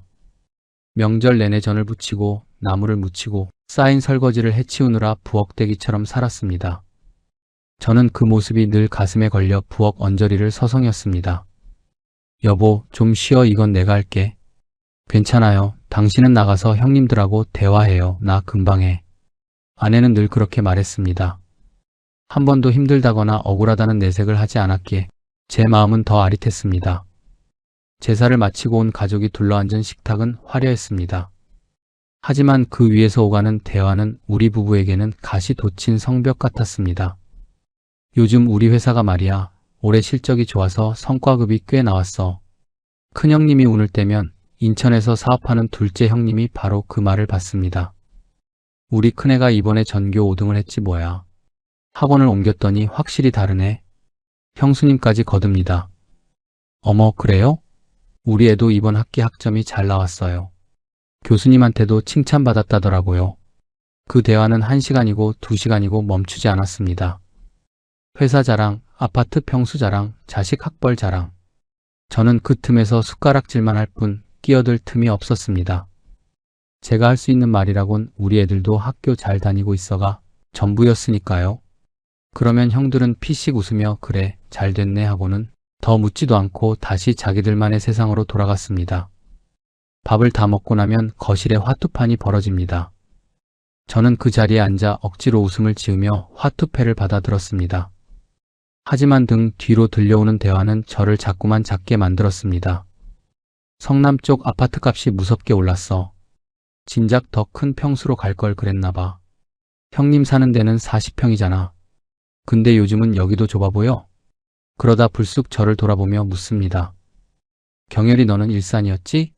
거긴 요즘 좀 올랐냐? 그냥 뭐 그저 그래. 거기가 아무리 올랐어도 성남이랑 비교가 되나? 역시 집은 이쪽이야. 형들은 자기들끼리 픽 웃으며 다시 화투패를 집어들었습니다. 저는 아무 말 없이 바닥에 흩어진 화투패만 내려다봤습니다.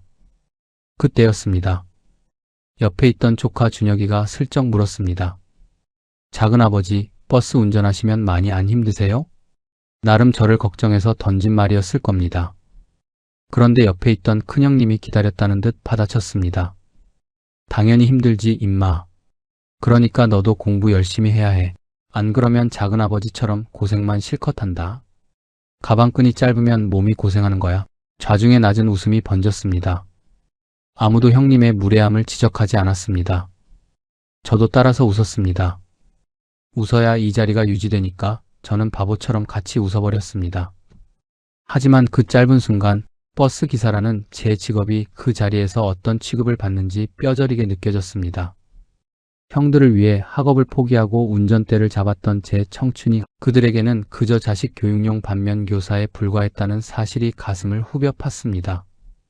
어머니는 명절 내내 구석에서 조용히 계셨습니다. 형들이 재산 자랑을 할 때도, 아내가 부엌에서 혼자 땀 흘릴 때도, 제가 무시당하며 웃고 있을 때도 어머니는 묵묵히 밥을 드셨습니다. 그러다 가끔 저와 눈이 마주치면 어머니는 눈으로만 뭔가를 말씀하셨습니다. 미안하다, 경열아, 내가 너한테 큰 짐을 지웠구나. 말은 없어도 저는 알 수 있었습니다. 그럴 때마다 저는 어머니가 더 걱정됐습니다. 나이가 드실수록 목포 그 먼 곳에 혼자 계시는 게 자꾸 눈에 밝혔습니다. 집으로 돌아오는 길, 차장 밖으로 명절 밤에 텅 빈 도로가 펼쳐졌습니다. 아이들은 뒷좌석에서 골아떨어졌고 차 안엔 무거운 침묵만 흘렀습니다. 한참을 달리던 중 운전대를 잡은 제 손 위로 아내의 따뜻한 손이 겹쳐졌습니다. 여보, 형님들 말 신경 쓰지 마요. 그게 다였습니다. 아내는 그 이상의 말로 저를 아프게 하지 않았습니다.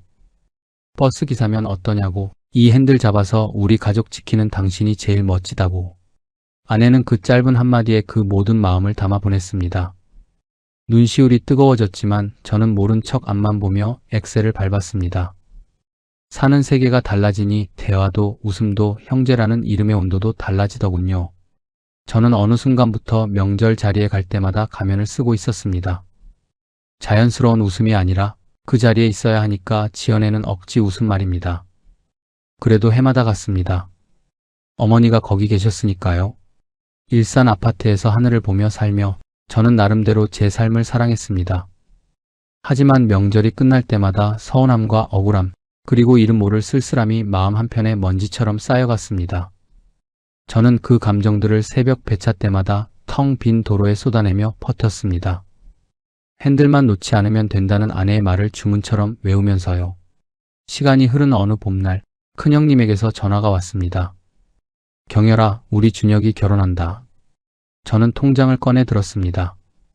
그래도 첫 조카인데 내가 좀 못 먹어도 작은아버지 노릇은 해야지. 형님 체면도 세워드려야지. 그때까지만 해도 저는 가족이라는 끈을 놓지 못하고 있었습니다. 그 돈이 훗날 어떤 부메랑이 되어 돌아올지는 꿈에도 모른 채 말입니다. 조카 준혁이가 결혼한다는 소식을 들었을 때 저는 한동안 전화기를 손에 쥔 채 멍하니 앉아 있었습니다. 명절마다 거실 한쪽에서 제잘거리던 꼬맹이가 어느새 장가를 간다니 세월 참 빠르다 싶었죠. 우리 집안의 첫 번째 경사였습니다. 아내에게 조심스럽게 말을 꺼냈습니다.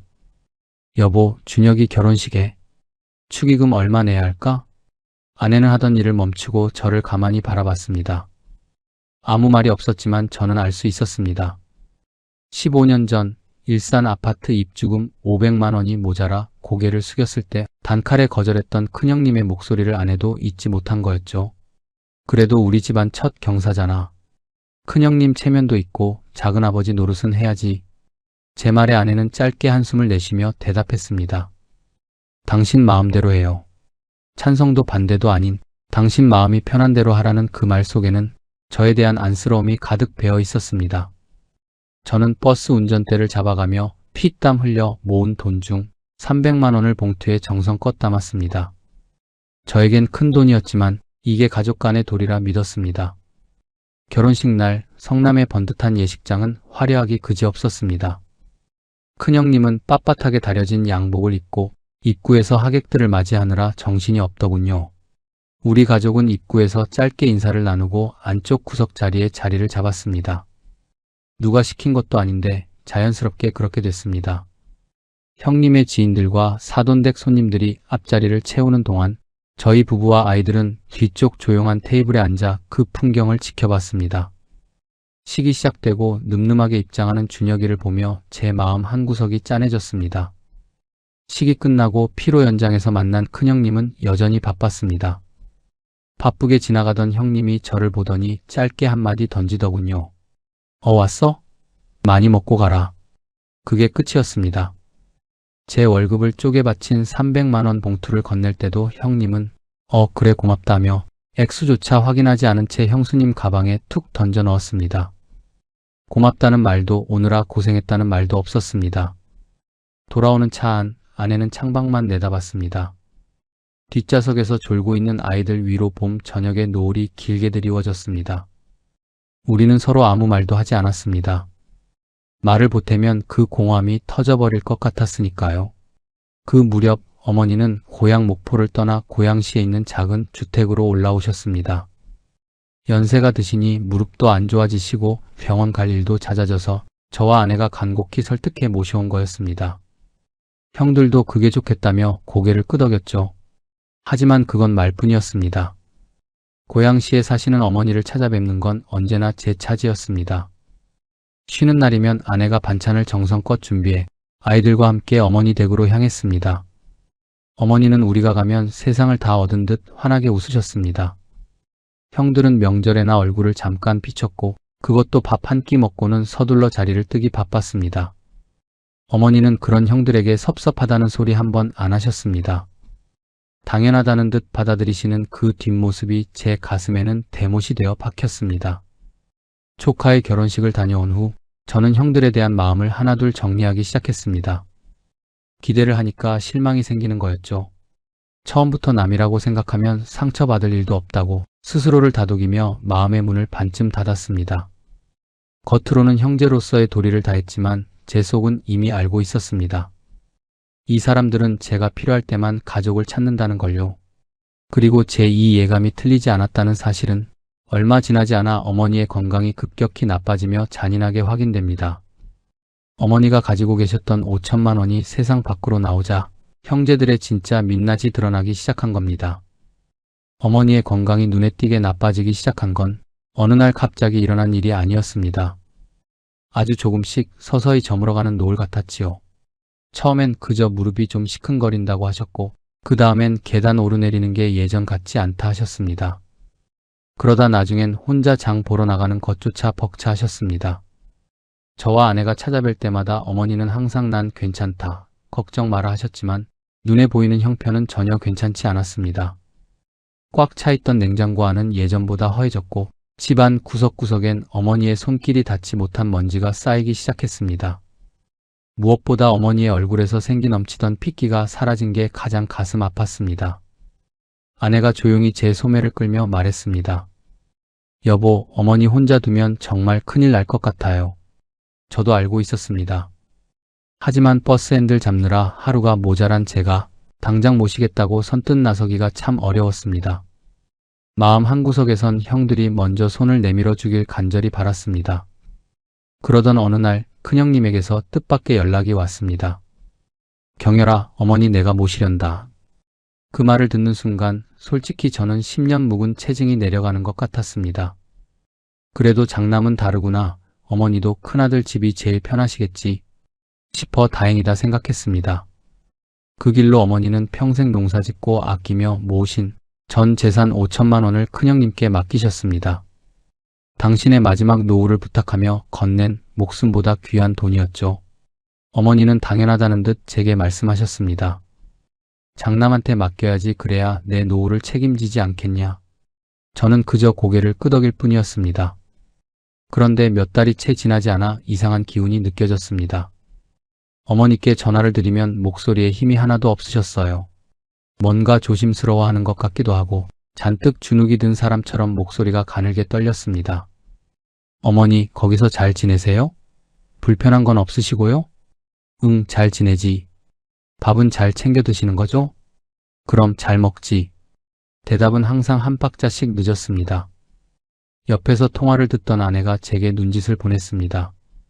틀림없이 뭔가 잘못됐다는 신호였습니다. 결국 직접 큰형님 댁을 찾아갔습니다. 현관에 들어서자마자 형수의 표정은 싸늘하게 굳어있더군요. 왔어? 어머니 저기 방에 계셔. 반갑다는 인사도 없이 턱 끝으로 가리킨 방문을 열었을 때 저는 피가 거꾸로 솟는 기분이었습니다. 어머니는 좁고 어두운 방에 덩그러니 혼자 앉아 계셨습니다. 어머니. 저를 본 어머니의 눈가가 순식간에 붉어졌습니다. 하지만 형수 눈치가 보였는지 아무 말씀도 못 하셨어요. 아내가 어머니 손을 덥석 잡았습니다. 그 가늘어진 손마디가 떨리는 게 제 손바닥까지 전해지는 것 같았습니다. 돌아오는 차 안에서 아내가 단호하게 말했습니다. 여보, 어머니 저기 계속 계시면 안 돼요. 저건 모시는 게 아니야. 방치하는 거지. 아니나 다를까 얼마 뒤 큰형님에게서 전화가 왔습니다. 5천만 원을 가져간 지 채 1년도 안 된 시점이었습니다. 경열아, 어머니 우리 집에서 모시기가 좀 어렵게 됐다. 형수가 몸이 안 좋아서 너무 힘들다네. 기가 막혀 말이 나오지 않았습니다. 형님, 그럼 어쩌자는 거예요? 장남이라고 돈까지 다 받으셨잖아요. 둘째가 모시면 어떻겠냐. 걔네 집은 넓으니까 좀 낫겠지. 어머니는 그렇게 짐짝처럼 둘째 형님 집으로 옮겨지셨습니다. 처음엔 좀 나아 보였습니다. 둘째 형네는 집도 넓었고 형수도 겉으로는 살갑게 돼 있으니까요. 하지만 그것도 잠시였습니다. 제가 찾아갈 때마다 어머니는 죄인처럼 둘째 형수 눈치를 살피셨습니다. 어느 날 아내가 부엌에서 형수 일을 돕다가 이런 소리를 들었다고 하더군요. 아유, 어머니랑 살기 불편해. 애들도 불편해하고. 근데 뭐 어쩌겠어. 오셨으니 내가 모셔야지. 돈은 형님 내가 다 받고 고생은 내가 다 하고 이게 무슨 짓인지 모르겠어. 그 무심한 말 속에 어머니를 향한 귀찮음과 원망이 가득 배어 있었습니다. 그러던 어느 날 휴대폰이 울렸습니다. 어머니였습니다. 경열아. 네, 어머니 왜요? 어디 아프세요? 나 너한테 가도 되겠냐? 평생 자식들에게 짐이 될까봐 미안하다는 소리만 입에 달고 사셨던 어머니가 당신 입으로 먼저 가도 되겠냐고 물어보신 거였습니다. 얼마나 힘들고 외로우셨으면 그랬을까 싶어 목구멍이 뜨겁게 달아올랐습니다. 어머니, 무슨 소리예요? 당연히 오셔야죠. 제가 일 끝나고 당장 모시러 갈게요. 어머니가 우리 집 문 앞에 서셨습니다. 평생의 삶이 다 들어있을 법한 작은 보따리 하나를 손에 쥐고 예전보다 훨씬 더 작아진 어깨를 하신 채로 말입니다. 아내가 문을 열자마자 아무 말 없이 어머니를 안으로 모셨습니다. 짐을 받아들고 어머니의 찬 손을 꼭 쥐어드리는 아내의 모습을 보며 저는 현관 입구에 한참을 서 있었습니다. 눈물이 쏟아질 것 같아 애써 천장을 올려다보며 참았습니다. 어머니가 우리 집에 오신 것만으로도 이제 평화가 오나 싶었습니다. 하지만 형들은 멈추지 않았습니다. 큰형님에게서 다시 연락이 왔을 때 저는 제 귀를 의심했습니다. 경열아, 혹시 돈 좀 있냐? 준혁이가 요즘 좀 많이 힘들어서 그래. 준혁이가 왜요? 그게 빚이 좀 생겼어. 투자한다더니 집까지 날리게 생겼다. 피는 물보다 진하잖아. 조카가 어려운데 내가 좀 도와줘. 알고 보니 투자가 아니라 도박이었습니다. 평생 버스 핸들 잡으며 아낀 제 노후 자금을 조카의 도박 빚을 갚는데 내놓으라는 겁니다. 형님, 저 돈 없어요. 그리고 도박 빚인 거 다 압니다. 둘째 형한테 사정 다 들었어요. 돈이 있어도 도박으로 빚진 돈은 못 도와드려요. 그러자 인자한 척하던 큰형님의 목소리가 순식간에 악귀처럼 변했습니다. 야, 내가 나한테 이럴 수 있어? 내가 그동안 너한테 어떻게 했는데? 입에 담지 못할 욕설과 막말이 수화기를 타고 쏟아졌습니다. 저는 손을 떨며 전화를 끊었습니다. 분노보다 허탈함이 더 컸습니다. 둘째 형님도 다르지 않았습니다. 사업이 힘들다며 내미는 손을 한번 잡아줬더니 그때부터 저를 무슨 비상금 카드처럼 여겼습니다. 틈만 나면 나 좀 급하게 됐다며 전화를 해댔고 세 번째 거절을 하던 날 형님은 본색을 드러냈습니다. 야, 너 그렇게 인생 살 거야? 그래도 내가 형인데. 그들에게 형제라는 말은 동생의 등골을 빼먹기 위해 필요할 때만 꺼내드는 조커 카드와 같았습니다. 어머니는 이 모든 난장판을 다 알고 계셨습니다. 어느 날 저녁 어머니가 제 손을 조용히 잡으셨습니다. 경열아, 내 형들한테 시달리는 거 내가 다 안다. 저는 아무 말도 할 수 없었습니다. 가진 게 있으니까 걔들이 연락이라도 하는 거다. 내가 만약 무일푼이었다면 진작 나를 사람 취급도 안 했을 게야. 미안하다. 다 내 자식인데 어쩌다 이렇게 됐는지. 어머니는 먼 곳을 응시하며 깊은 한숨을 내뱉으셨습니다. 저는 어머니의 그 마른 손을 꽉 잡았습니다. 이웃 사촌보다 못한 형제들, 돈 앞에서는 피도 눈물도 없는 인간들. 그렇게 어머니는 저희 집에서 3년을 보내게 되셨습니다. 형들은 어머니가 계신 곳을 알면서도 돈 부탁이 아니면 전화 한 통 하지 않았습니다. 가족이라는 껍데기만 남은 채 저희 부부는 그렇게 어머니의 마지막 길을 묵묵히 지켜내고 있었습니다. 어머니가 우리 집으로 오신 뒤로 제 일상은 참 많이 달라졌습니다. 새벽에 나가기 전 어머니 방 문틈으로 불이 켜져 있는지 확인하는 게 가장 먼저 하는 일과가 됐지요. 퇴근하고 돌아오면 거실 한쪽에 가만히 앉아 계시던 어머니. TV를 보시는 건지 그저 멍하니 앉아 계신 건지 모를 때도 있었지만 저는 그저 그 자리에 어머니가 계신다는 것 자체가 좋았습니다. 어머니, 저 왔어요 하면 오냐, 고생했다. 짧게 답해 주시던 그 대화가 주는 안도감이 얼마나 컸는지 모릅니다. 아내는 참말이 없었습니다. 어머니가 오신 첫날부터 마치 평생 같이 살았던 사람처럼 묵묵히 살림을 꾸렸습니다. 어머니 입맛에 맞는 반찬을 따로 챙기고 병원을 예약하고 약 먹을 시간을 단 한 번도 어기지 않았죠. 어머니가 미안함에 어쩔 줄 몰라 하시면 아내는 늘 무뚝뚝하지만 따뜻하게 답했습니다. 어머니, 그런 말씀 마세요. 당연한 거예요. 당연한 거라 말했지만 저는 압니다. 그게 절대 당연한 게 아니라는 걸요. 형들은 가끔 전화를 했습니다. 어머니 잘 계시냐? 네, 잘 계세요. 그래, 수고한다. 그게 전부였습니다. 얼굴 한 번 비치는 일은 가뭄에 콩 나듯 드물었고 어쩌다 와도 밥 한 끼 겨우 먹고 서둘러 자리를 떴습니다. 어머니는 그런 형들을 보며 늘 제게 말씀하셨습니다. 바쁜 사람들이 어떻게 자주 오겠냐. 걔들도 먹고 살기 힘들 텐데. 저는 그 말이 세상에서 제일 아팠습니다. 섭섭하다는 말 한마디 못하시고 오히려 자식들 변명을 해주시는 어머니의 뒷모습이 제 가슴에는 대못이 되어 박혔습니다. 시간이 흐르며 어머니의 몸은 눈에 띄게 약해지셨습니다. 집에서 지극정성으로 모셨지만 나중엔 거동조차 힘들어지시고 전문적인 치료가 필요한 상황이 왔습니다. 결국 아내와 상의 끝에 병원으로 모시게 됐습니다. 아내는 집에서 모실 때보다 마음이 더 쓰이는지 매일 같이 병원을 들락거리며 속옷이며 간식을 챙겼습니다. 저는 새벽 배차를 마치고 돌아오면 곧장 병원으로 향했습니다. 딱히 할 말이 있는 건 아니었습니다. 그저 어머니 손을 꼭 잡고 옆에 앉아 있었습니다. 어머니도 아무 말 없이 제 손을 쥐고 계셨지요. 그 맞잡은 손의 온기가 우리가 나누는 대화의 전부였습니다. 그러던 어느 날이었습니다. 어머니가 정신이 맑게 드신 듯 저와 아내를 가까이 부르셨습니다. 병실 침대 옆에 둘이 나란히 앉아 어머니가 저희 손을 하나씩 잡으셨습니다. 어머니 손은 어느새 앙상하게 가늘어져 있었습니다. 천장을 보시다 저를 보시다 다시 아내의 얼굴을 한참이나 담으시던 어머니가 천천히 입을 여셨습니다. 경열아, 너한테는 정말 해준 게 없어서 미안했다. 형들 뒷바라지 한다고 너를 너무 일찍 거친 세상으로 내보냈어. 그게 내 평생의 한이었다. 목이 메어 대답도 못하는 제 곁에서 어머니가 아내의 손을 다시 꼭 쥐셨습니다. 우리 며느리가 나한테 어떻게 했는지 내가 다 안다. 아무도 몰라도 이 어미는 다 알아. 더 잘해주지 못해서 미안하구나. 아내의 어깨가 미세하게 떨렸습니다. 저는 눈물이 터질 것 같아 입술을 꽉 깨물었습니다. 그날 어머니는 베개 밑에서 낡은 서류 봉투 하나를 꺼내 제 손등 위에 올리셨습니다. 어머니, 이게 뭐예요? 제 물음에 어머니는 아이처럼 피식 웃으셨습니다. 목포의 땅이 조금 있다 크지는 않아도 이건 내 거다. 아무한테도 말하지 마라. 내 형들 알면 난리 난다. 제가 이런 걸 어떻게 받느냐고 손사래를 치자 어머니는 예전처럼 엄하게 말씀하셨습니다. 이 녀석이 줄 때 그냥 받아. 그 투박한 한마디에 저와 아내는 참았던 웃음을 터뜨렸습니다. 힘드신 중에도 우리에게 웃음을 주시려는 어머니가 그날따라 더 고마웠습니다. 아내가 잠시 자리를 비운 뒤 어머니가 조용히 말씀하셨습니다. 우리 아가 참 고생 많이 했다. 저런 며느리가 어디 있냐. 저거 다 내 복이다. 경열아, 너도 정말 고생 많았다. 진심이다.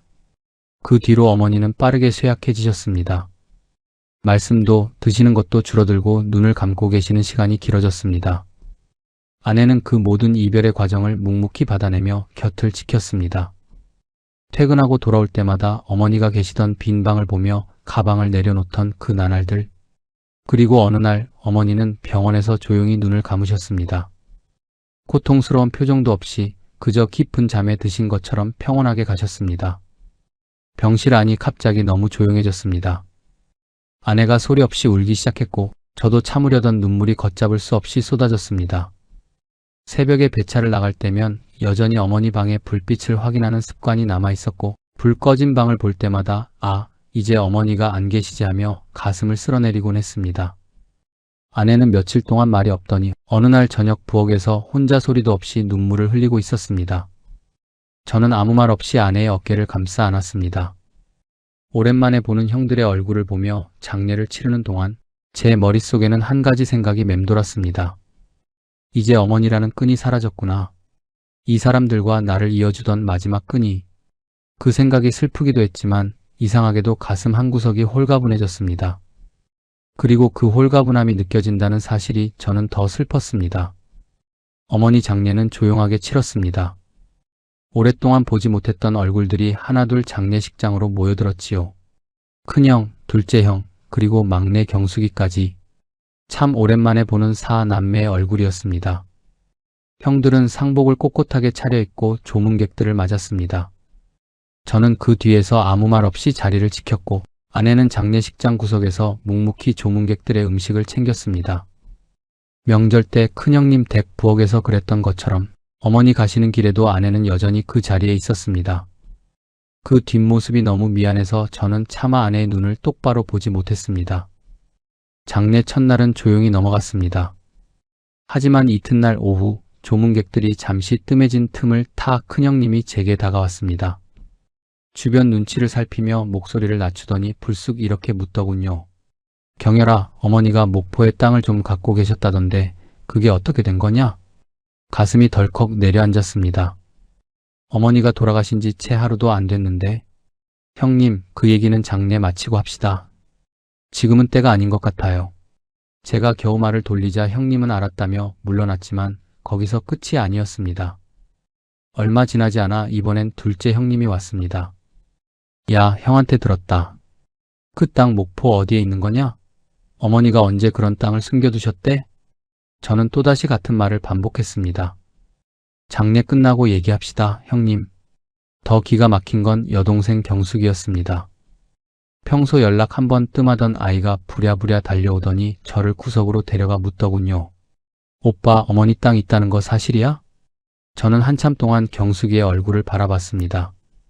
20살, 제가 목포를 떠나던 날 잠옷바람으로 골목 끝까지 따라오며 울던 그 아이. 오빠 언제 와?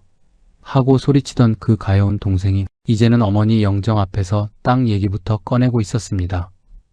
경수가 지금 그 얘기부터 해야겠냐, 어머니 아직 저기 계신다. 제 말에 경숙이는 머쓱한 듯 고개를 돌렸습니다. 장례 사흘 내내 형제들은 틈만 나면 제 곁을 파고들었습니다. 저는 그때마다 장례 마치고 합시다 라는 말로 방패를 삼았지만 그들의 눈빛에 서린 노골적인 계산은 숨길 수가 없었습니다. 저는 영정 앞을 지키며 속으로 생각했습니다. 어머니 말씀이 맞았어요.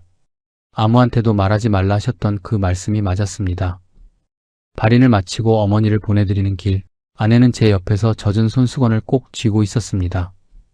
저는 아내의 그 거친 손을 마주 잡았습니다.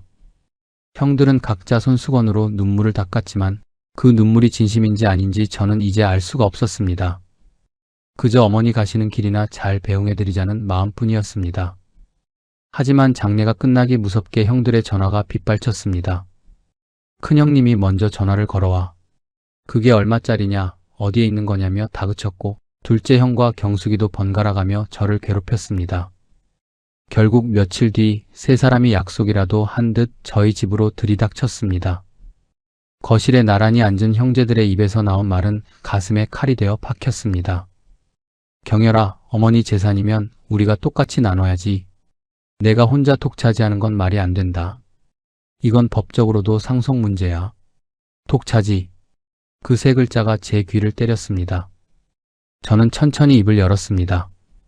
형님들, 경수가 지난 3년 동안 어머니 병수발 누가 들었습니까? 기저귀 갈아드리고 새벽에 병원 뛰어가고 마지막 손 잡아드린 게 누구냐고요. 어머니가 제 손을 잡고 직접 주신 겁니다. 형님들 알면 난리 난다고 저한테만 주신 거라고요. 큰형님이 다시 목소리를 높이려 했지만 저는 말을 가로챘습니다. 형님들, 오늘은 여기까지 합시다. 저도 할 말 다 하면 끝이 없어요.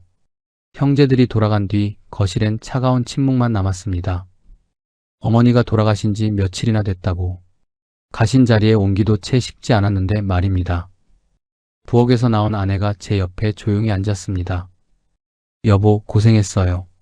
그 한마디에 저는 참았던 눈을 감았습니다. 형들의 연락은 그 뒤로도 계속되었습니다. 전화가 오면 짧게 받고 문자가 오면 대답을 미뤘습니다. 그러다 어느 날 저는 거울 속에 비친 제 모습을 보았습니다. 69. 인생의 황혼턱에 서서 언제까지 이 추악한 굴레에 끌려다녀야 하나 싶은 생각이 들더군요. 이제는 제대로 매듭을 지어야 할 때였습니다. 어머니가 주신 땅도 형제라는 이름의 지긋지긋한 끈도 이제 제 방식대로 정리해야겠다고 결심했습니다. 남은 인생은 누군가의 희생양이 아니라 고경렬이라는 제 이름 석자로 살고 싶었습니다. 결심을 하고 나니 오히려 마음이 차분해졌습니다. 더 이상 끌려다니지 않겠다는 생각, 형제라는 이름에 기대지도 상처받지도 않겠다는 생각. 그건 분노가 아니었습니다. 그저 지독하게 지쳐서 내린 결론이었지요. 사람이 정말 지치면 화도 안 나더군요. 그저 조용해질 뿐입니다. 어머니가 남겨주신 낡은 서류 봉투를 꺼냈습니다. 서류 귀퉁이마다 묻어있는 어머니의 손때, 누구에게도 말 못하고 베개 밑에 숨겨두시며 이건 고생한 내 아들 경열이 거다 라고 생각하셨을 어머니의 마음을 오래도록 들여다봤습니다. 법무사를 찾아가 상담을 받아보니 제가 가질 수도 있겠지만 형들이 유류분 소송을 걸어오면 결국 법정 싸움을 피할 수 없다고 하더군요. 하지만 저는 알고 있었습니다. 이걸 제가 혼자 갖는 순간 형들과의 싸움은 평생 끝나지 않을 것이고 저는 그 지긋지긋한 얼굴들을 계속 봐야만 할 겁니다. 저는 돈보다 자유가 더 간절했습니다. 그 땅을 지키겠다고 법정에서 형제들의 그 탐욕스러운 얼굴을 마주하며 평생 앙금을 안고 사느니 차라리 다 던져주고 인연을 끊는 게 낫겠다 싶었습니다. 어머니가 주신 마음은 이미 충분히 받았습니다. 저는 형들과 경숙이를 한자리에 불렀습니다. 그리고 제가 먼저 말했습니다. 어머니 땅 똑같이 4등분 하겠습니다. 형님들하고 경숙이 그리고 저까지 다 똑같이 나눕니다. 제 말이 끝나기 무섭게 형들의 표정에 안도감이 스쳤습니다. 큰형님은 염치도 없이 그래. 처음부터 그랬어야지 라며 고개를 끄덕이더군요. 처음부터. 그 말을 듣는 순간 지난 세월들이 주마등처럼 스쳐 지나갔습니다. 아버지가 일찍 돌아가시고 형들 공부시키겠다고 중학교만 마치고 돈 벌러 나갔던 제 청춘. 형들이 펜을 잡을 때 저는 운전대를 잡으며 그들의 앞길을 닦았습니다. 그런데 제가 일산 신도시 아파트에 들어갈 때 딱 500만 원이 모자라 고개를 숙였을 때 번듯하게 잘 살던 형님들은 여유 없다며 단칼에 저를 외면했습니다.